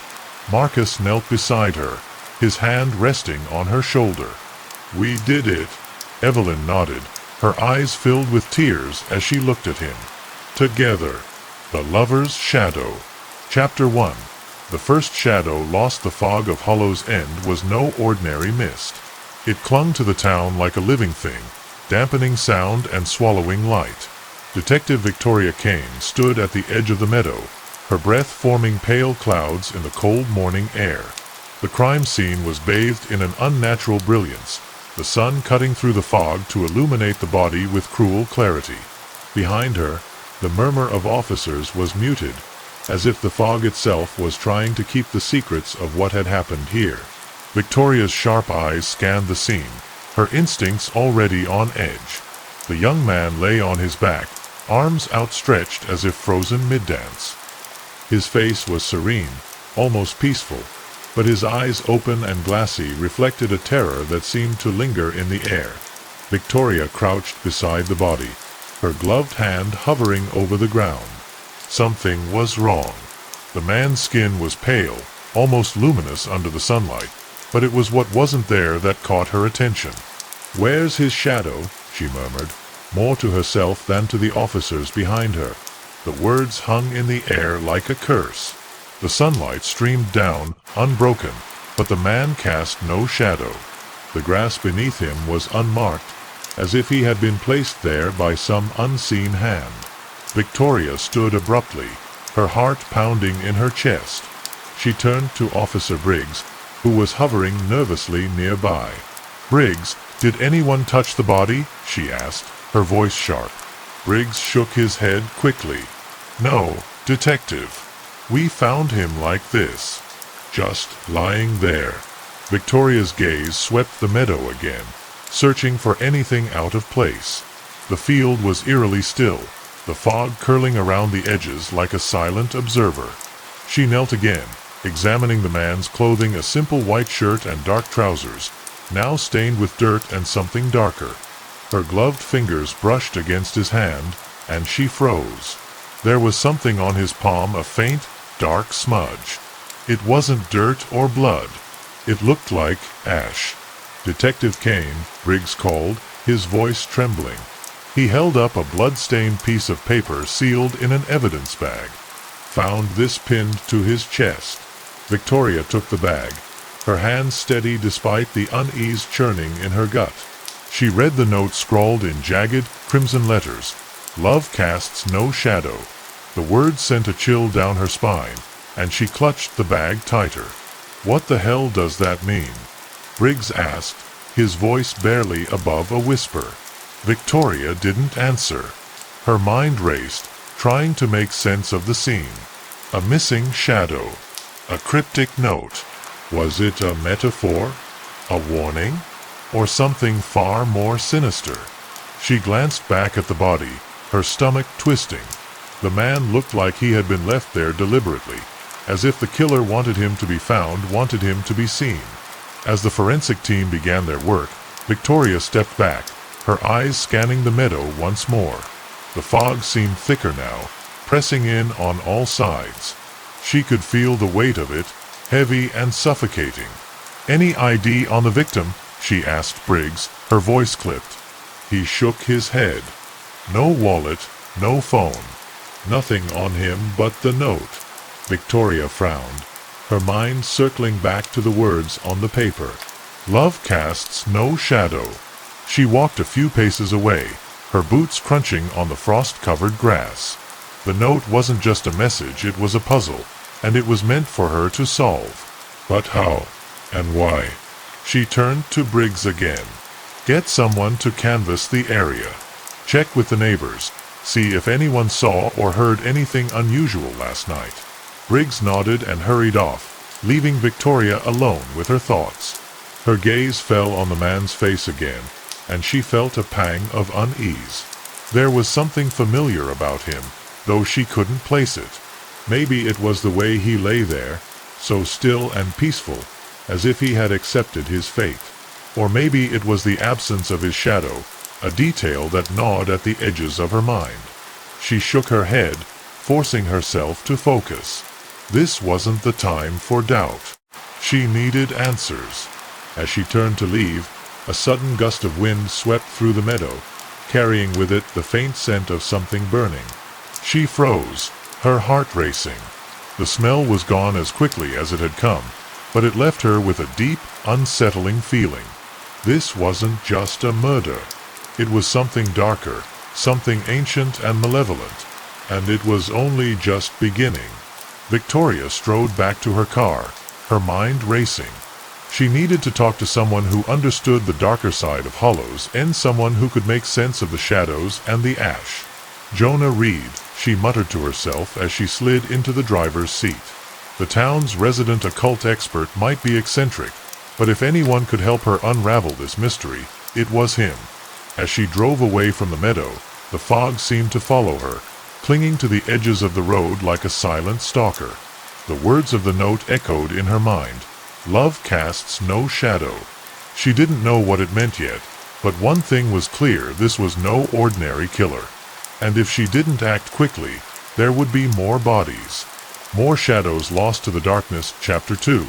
The Hollow Mirror. The Hollow's End Historical Archive was a relic from another time, its stone walls weathered and cracked, its windows fogged with age. Victoria Kane pushed open the heavy wooden door, the hinges protesting with a low groan.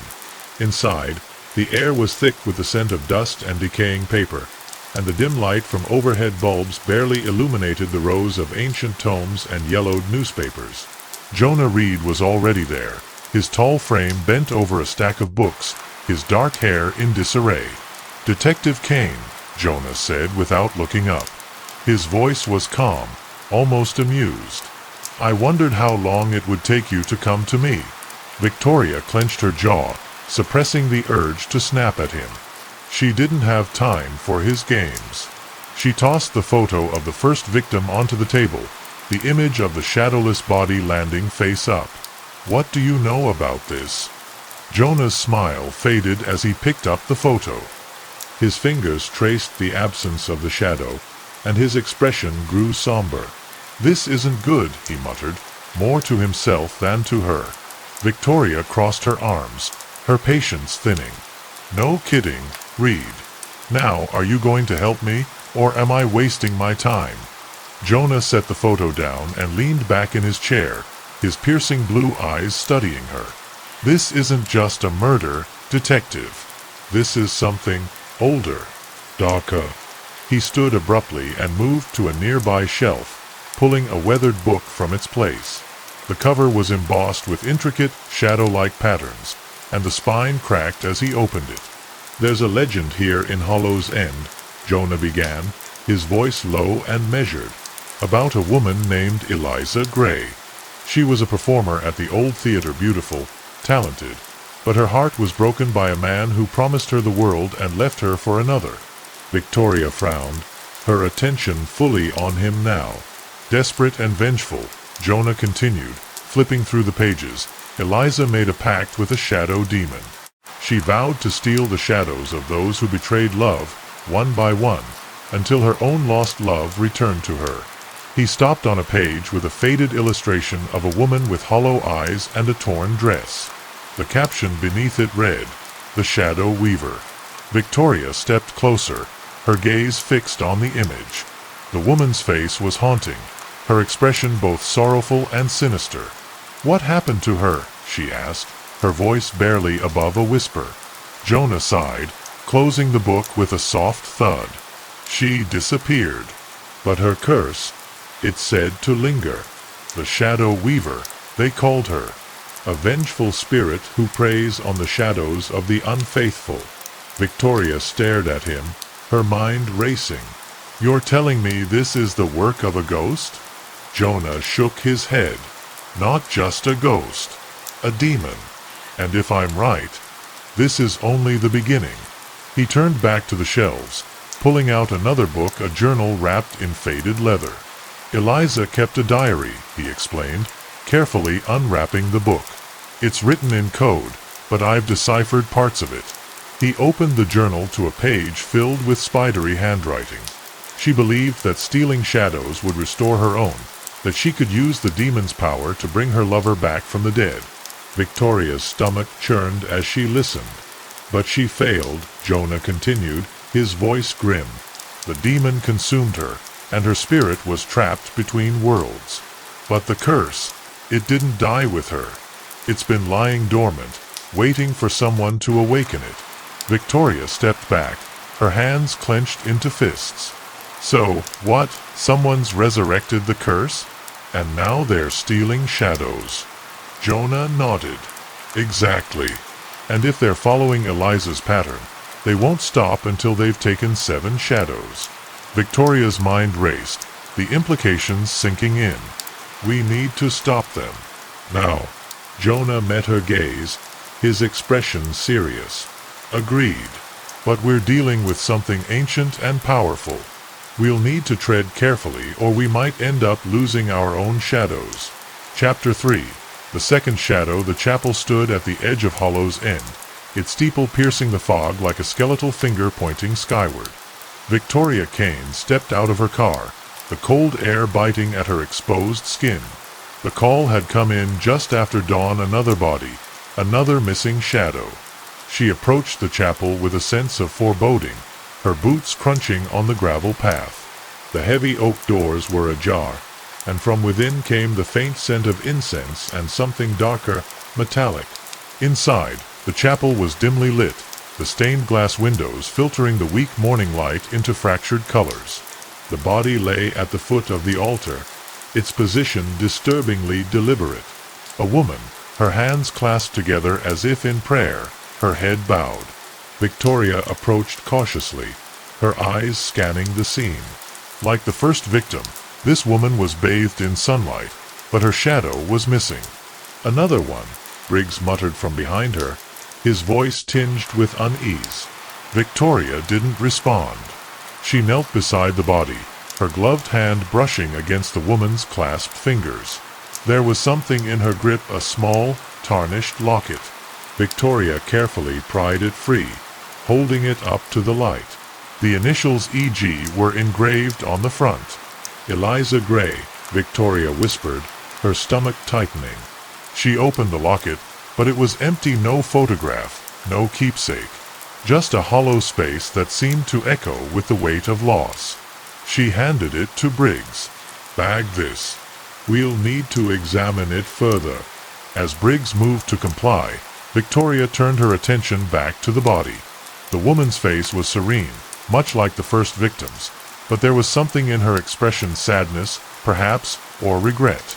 Victoria's eyes wandered to the woman's hand, where she noticed another faint smudge of ash. "Jonah needs to see this," she said, more to herself than to Briggs. She stood abruptly, her mind racing. Two victims, both missing their shadows, both connected to Eliza Gray. Whatever this was, it was escalating. And if Jonah was right about the curse, there would be more to come. As she stepped outside, the fog seemed to close in around her, muffling the sounds of the town. She pulled out her phone and dialed Jonah's number. He answered on the second ring, his voice groggy. "Victoria? Do you know what time it is?" "We've got another body," Victoria said, cutting straight to the point. "In the chapel. No shadow, just like the first one. And there's a locket with Eliza's initials." There was a pause on the other end of the line, and when Jonah spoke again, his voice was sharp. "I'll be there in 10 minutes. Victoria ended the call and leaned against her car, her mind churning. The killer, or whatever this was leaving a trail, and it was leading them deeper into Hollow's End's dark past. But why? And what was the connection between the victims? Jonah arrived sooner than expected, his coat thrown hastily over his shoulders, his hair even more disheveled than usual. He didn't say a word as he approached the chapel, but his expression was grim. Inside, he knelt beside the body, his eyes scanning every detail. "It's the same pattern," he said after a moment, his voice low. "The missing shadow, the ash, the note." Victoria frowned. "Note." Jonah pointed to the altar, where a folded piece of paper lay, barely visible in the dim light. Victoria picked it up and unfolded it, her stomach twisting as she read the words scrawled in blood. "Love without light is darkness." Jonah stood, his face pale. "This isn't just a curse, Victoria. It's a warning. The killer is sending a message, and if we don't figure it out soon, more people will die." Victoria nodded, her resolve hardening. "Then we'd better start figuring it out. Now." Chapter 4. The Theater of Shadows. The Hollow's End Theater was a crumbling relic of a bygone era, its once grand facade now marred by time and neglect. Ivy clung to the stone walls, and the marquee hung crookedly, the letters faded and broken. Victoria Kane stood at the entrance, her flashlight cutting through the gloom as she pushed open the heavy double doors. The hinges screamed like a banshee, and the sound echoed through the cavernous space. Inside, the theater was a shadowy labyrinth. Rows of dusty seats stretched toward the stage, their velvet upholstery frayed and moth-eaten. The air was thick with the scent of mildew and something else, something metallic and sour. Victoria swept her flashlight across the room, the beam catching on broken props and tangled curtains. Jonah stepped in behind her, his own flashlight illuminating the peeling paint on the walls. "This is where it all began," he said, his voice low. "Eliza's final performance was here, the night she disappeared." Victoria glanced at him, her brow furrowed. "You think the killer's using this place as some kind of shrine?" Jonah didn't answer. Instead, he moved toward the stage, his boots echoing in the empty theater. Victoria followed, her senses on high alert. The stage was littered with debris, broken chairs, shattered mirrors, and scraps of fabric that might have once been costumes. And then she saw it, a single ornate mirror propped against the back wall, its glass cracked but intact. The mirror was framed in black, the wood carved with intricate, shadow-like patterns.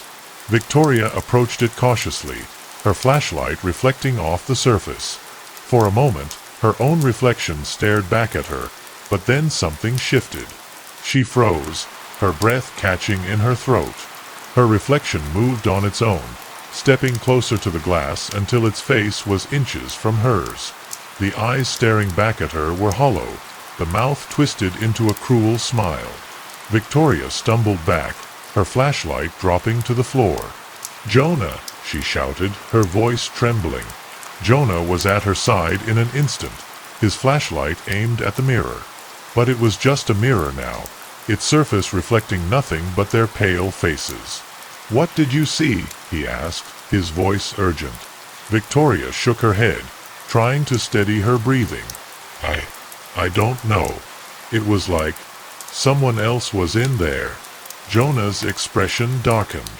The mirror belonged to Eliza. They say she used it to commune with the shadow demon.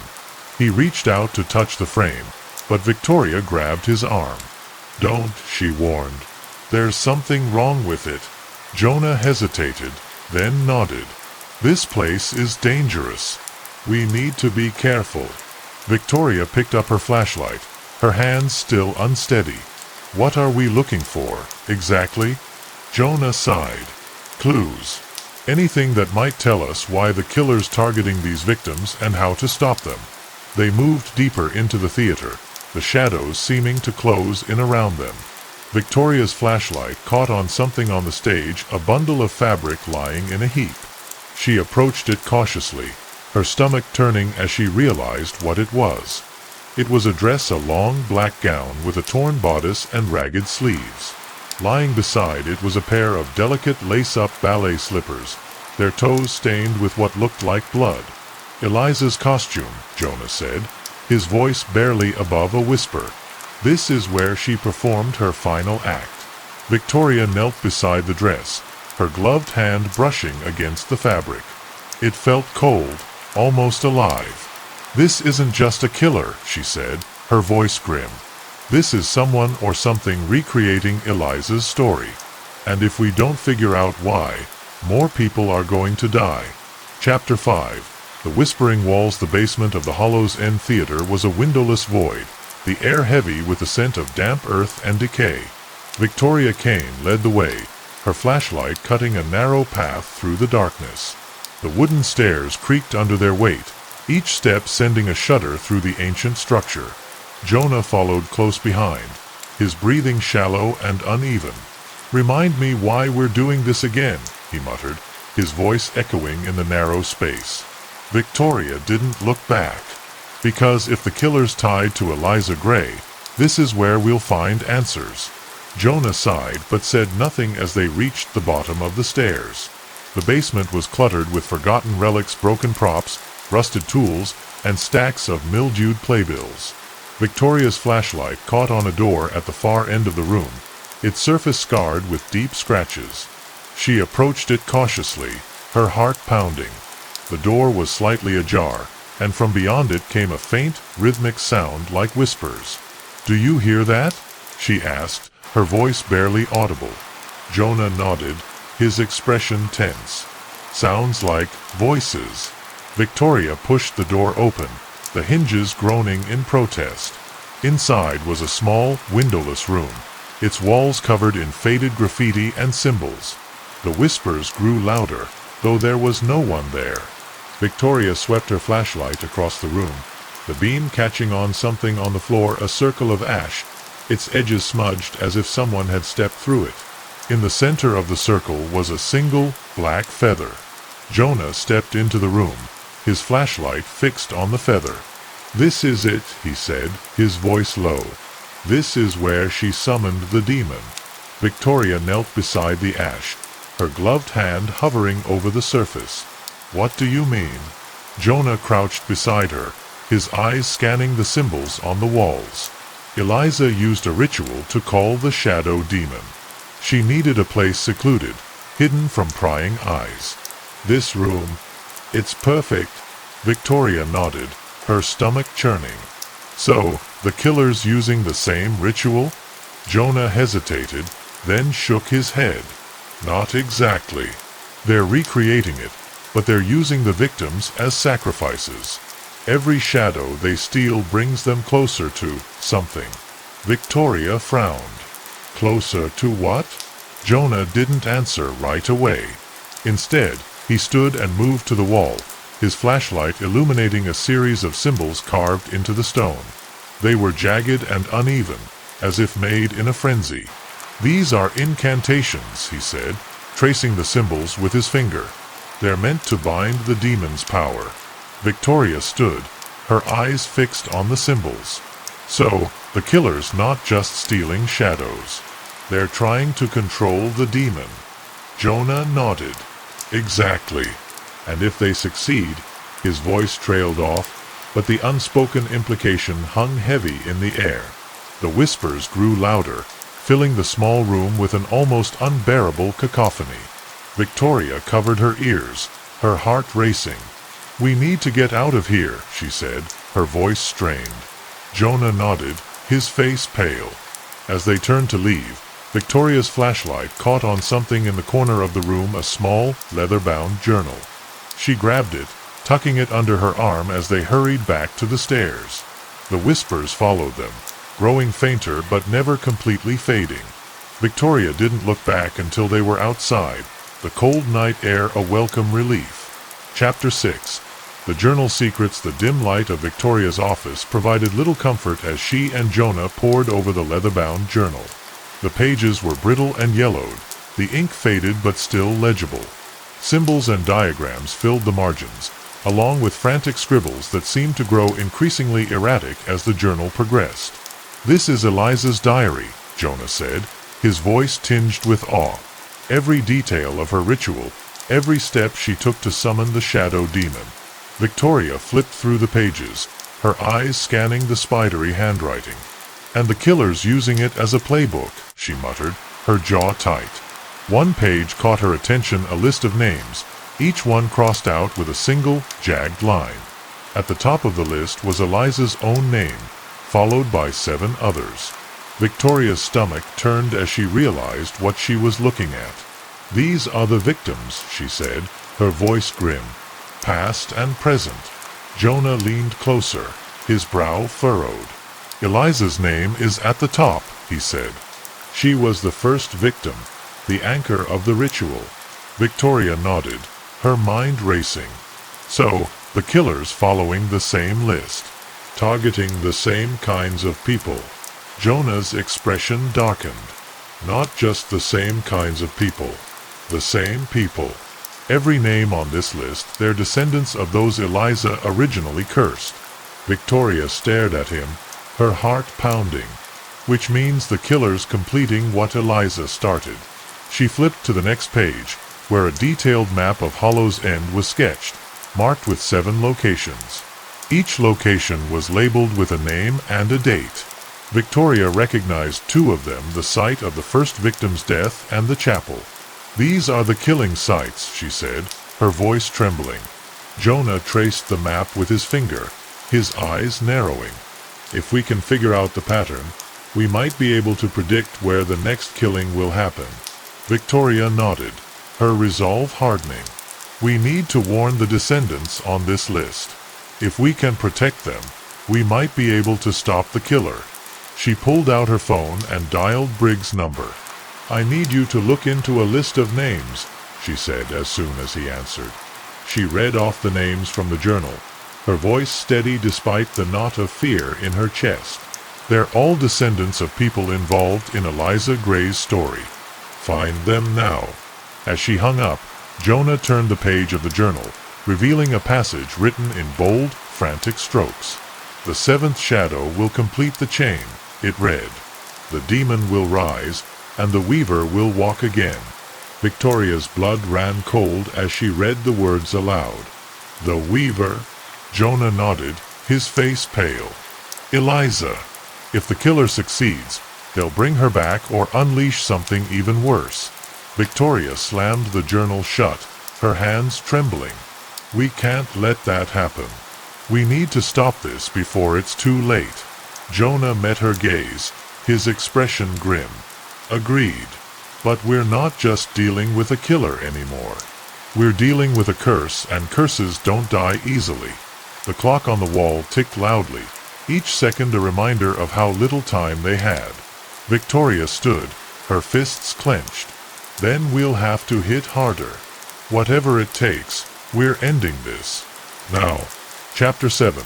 The Cursed Bloodline. The rain fell in a steady, unrelenting downpour as Victoria Kane and Jonah arrived at the Hollow's End Cemetery. The wrought iron gates loomed before them, the metal rusted and the hinges creaking ominously in the wind. This was the final location marked on Eliza Gray's map, and if their theory was correct, it would be the site of the next and possibly final killing. Briggs' call had come through just as they were leaving Victoria's office. 3 of the descendants on the list were unaccounted for, their last known locations leading nowhere. Victoria's stomach tightened with dread. If they couldn't find them in time, the killer would complete the chain, and the shadow demon would rise. They stepped through the gates, their boots sinking into the muddy ground. The cemetery was vast, its headstones weathered and leaning at odd angles. Victoria's flashlight cut through the rain, illuminating the path ahead. "Where would they be?" she asked, her voice nearly lost in the storm. Jonah consulted the journal, his fingers tracing the map. "The ritual requires a place of death and despair," he said. "This cemetery is perfect." Victoria nodded, her eyes scanning the rows of graves. "We need to split up, cover more ground." Jonah hesitated but agreed. "Be careful," he said before disappearing into the rain. Victoria moved through the cemetery, her heart pounding. The rain made it impossible to hear anything beyond the storm, and the darkness seemed to press in from all sides. She rounded a corner and stopped dead in her tracks. A figure stood in the distance, their silhouette barely visible through the rain. Victoria's hand went to her sidearm, but she hesitated. The figure was too still, too silent. She approached cautiously, her flashlight illuminating the person a woman, her face pale and her eyes wide with terror. "Are you hurt?" Victoria called, but the woman didn't respond. She took a step closer, her stomach twisting as she realized the woman was holding something in her hands, a tarnished locket, identical to the one found at the chapel. Victoria froze. "Eliza Gray?" The woman's lips moved, but no sound came out. Then, suddenly, she vanished, her form dissolving into the rain. Victoria stumbled back, her heart racing. "Jonah!" she shouted, her voice swallowed by the storm. She turned and ran in the direction she'd last seen him, her flashlight bouncing wildly. The rain blurred her vision, and the ground was slick and treacherous. She rounded a large mausoleum and stopped, her breath catching in her throat. Jonah was on the ground, his flashlight lying beside him. Victoria rushed to his side, her hands trembling as she checked for a pulse. It was faint but steady. "Jonah," she whispered, shaking him gently. He groaned, his eyes fluttering open. "The killer," he muttered, his voice weak. "They were here. They left this." He held up a folded piece of paper, the edges stained with blood. Victoria unfolded it, her stomach turning as she read the words scrawled in jagged handwriting. "The seventh shadow will rise." Victoria stuffed the note into her pocket and helped Jonah to his feet. "We're running out of time," she said, her voice grim. "If we don't stop this now, it's over." Jonah nodded, his expression determined despite his pallor. "Then let's finish it." Chapter 8. The shadows edged the storm raged as Victoria Kane and Jonah arrived at the abandoned mill on the outskirts of Hollow's End. The building loomed like a monstrous shadow against the night sky, its broken windows staring out like hollow eyes. This was the last place marked on Eliza Gray's map, the final act in the killer's twisted ritual. Victoria's hand tightened around her flashlight as they approached the mill, the rain soaking through her jacket. The note they'd found in the cemetery left no doubt. This was where it would end. Either they stopped the killer here, or the shadow demon would rise and there would be no going back. The door to the mill was ajar, the wood splintered and cracked. Victoria pushed it open, the hinges groaning in protest. Inside, the air was thick with the scent of damp wood and something else, something metallic and sour. The storm outside seemed to fade, replaced by an eerie silence that pressed in on all sides. "Stay close," Jonah whispered, his voice barely audible. Victoria nodded, her flashlight sweeping across the room. The mill was cluttered with broken machinery and piles of rotted wood, the shadows shifting unnaturally as they moved deeper into the space. At the center of the room was a large, circular symbol drawn in ash, its edges smudged as if something had stepped out of it. Victoria's stomach turned as she recognized the symbol from Eliza's journal, the mark of the shadow demon. "They're close," Jonah said, his voice tense. Victoria nodded, her eyes scanning the room. Then she saw it, a figure standing in the shadows, their face obscured by a hooded cloak. The killer. Victoria drew her sidearm, her hands steady despite the pounding of her heart. "It's over," she said, her voice cutting through the silence. "Step out where I can see you." The figure didn't move, their form unnaturally still. Jonah stepped forward, his flashlight fixed on the killer. "You're too late," the figure said, their voice a low, guttural rasp. "The seventh shadow has already been claimed." Victoria's stomach dropped. "What are you talking about?" The killer stepped into the light, their face still hidden beneath the hood. In their hand was a tarnished locket, the chain dangling limply. "Eliza's legacy will rise again," they said, their voice growing louder, more distorted. "And nothing you do can stop it." Victoria's finger tightened on the trigger, but before she could fire, the ground beneath her began to tremble. The symbol on the floor glowed faintly, the ash shifting as if stirred by an unseen wind.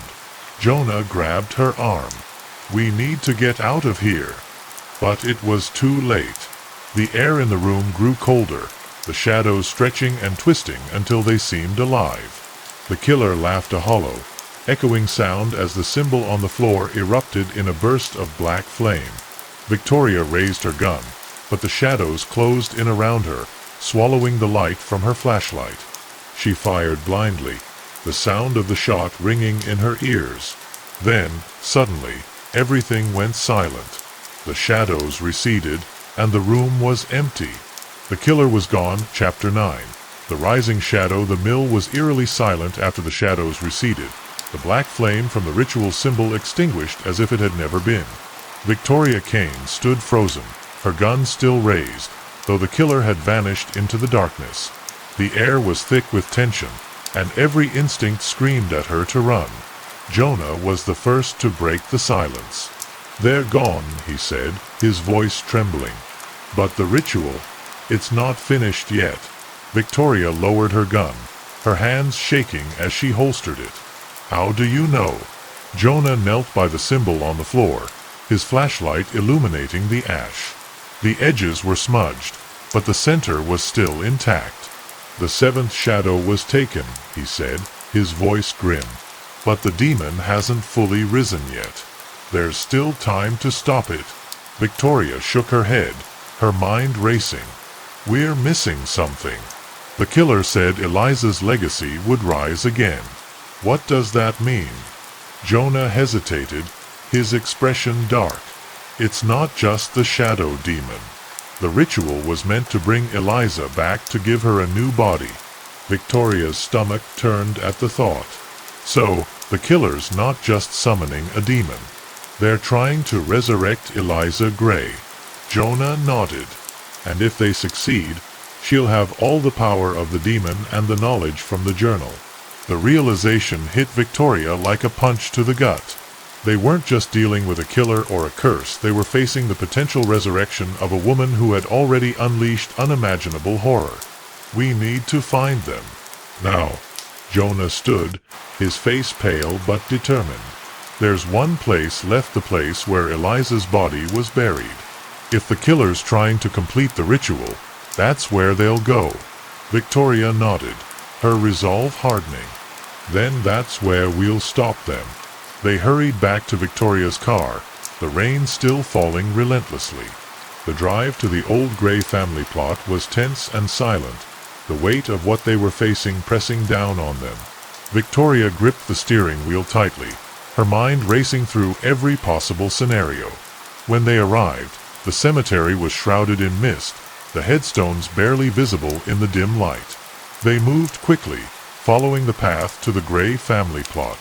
The air grew colder the closer they got, and the silence was unnerving. At the center of the plot was a large, weathered tombstone, its inscription barely legible: Eliza Gray, 1832 to 1857. May her soul find peace.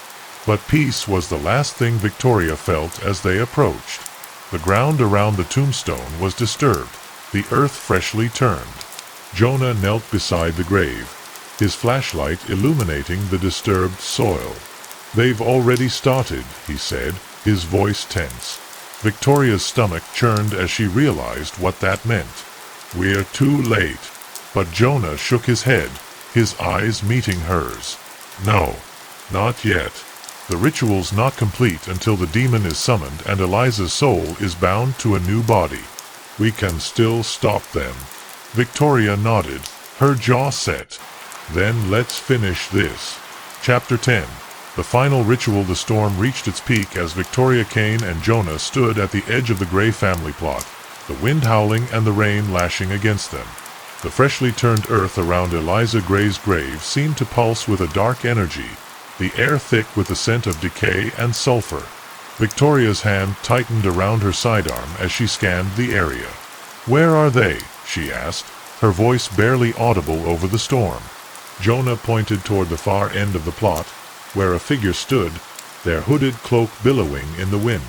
The killer. Between them stood a makeshift altar, its surface covered in tarnished relics and symbols that glowed faintly in the darkness. In one hand, the killer held the journal, its pages flapping wildly. In the other, they clutched a bloodied knife. Victoria stepped forward, her voice cutting through the storm. "It's over. Drop the knife and the journal now." The killer turned, their face obscured by the hood, but their voice was chillingly calm. "You're too late, detective. The seventh shadow is here." Before Victoria could react, the ground beneath them shook violently. The air grew colder, the shadows around them twisting and stretching unnaturally. Victoria raised her gun, but Jonah grabbed her arm. "Wait," he said. "They're just the vessel. If we kill them now, the ritual's still incomplete." The killer raised the knife, their voice rising into a chant. Victoria recognized the words from Eliza's journal, the incantation to summon the shadow demon. The ground around the grave split open, black smoke pouring out like a volcanic eruption. "We need to stop them before they finish," Jonah shouted, his voice strained with urgency. Victoria nodded, her resolve hardening. She fired a warning shot into the air, the sound echoing through the cemetery. "Last chance. Drop the knife." The killer ignored her, their chant growing louder. The black smoke coalesced into a towering figure with glowing red eyes, the shadow demon. Its presence was suffocating, its aura radiating pure malice. Victoria felt her body freeze as the creature's gaze met hers. Jonah stepped forward, his hands raised as if to shield them. "Stay back," he shouted, his voice trembling but firm. The demon hesitated, its head tilting as if studying him. Victoria seized the moment, firing at the killer. The shot hit its mark, the knife falling from the killer's hand as they collapsed to their knees. The chant faltered, and the demon let out a roar that shook the very ground. The killer clutched their wound, their voice weak but defiant. "You can't stop it. Eliza will rise." Victoria rushed forward, grabbing the journal from the ground. Jonah followed, his hands moving in a series of complex gestures as he began a counter-ritual. The demon turned its attention to them, its form flickering as Jonah's chant grew louder. Victoria stood protectively beside Jonah, her gun aimed at the demon. "We're not done yet," she said, her voice steady despite the fear gnawing at her chest. The demon let out a final ear-splitting scream before collapsing into a cloud of smoke that dissipated into the storm. Epilogue: the cemetery fell silent, the storm easing as if the world itself had exhaled. Victoria knelt beside the killer's body, her hands trembling as she closed their eyes. Jonah sank to the ground beside her, his face pale but relieved. "It's over," he said softly. Victoria looked at the journal in her hands, its pages now scorched and brittle. "Is it?" she asked, her voice heavy with doubt. Hollow's End was safe for now, but the shadows still lingered, and somewhere, deep in the earth, Eliza Gray's soul waited.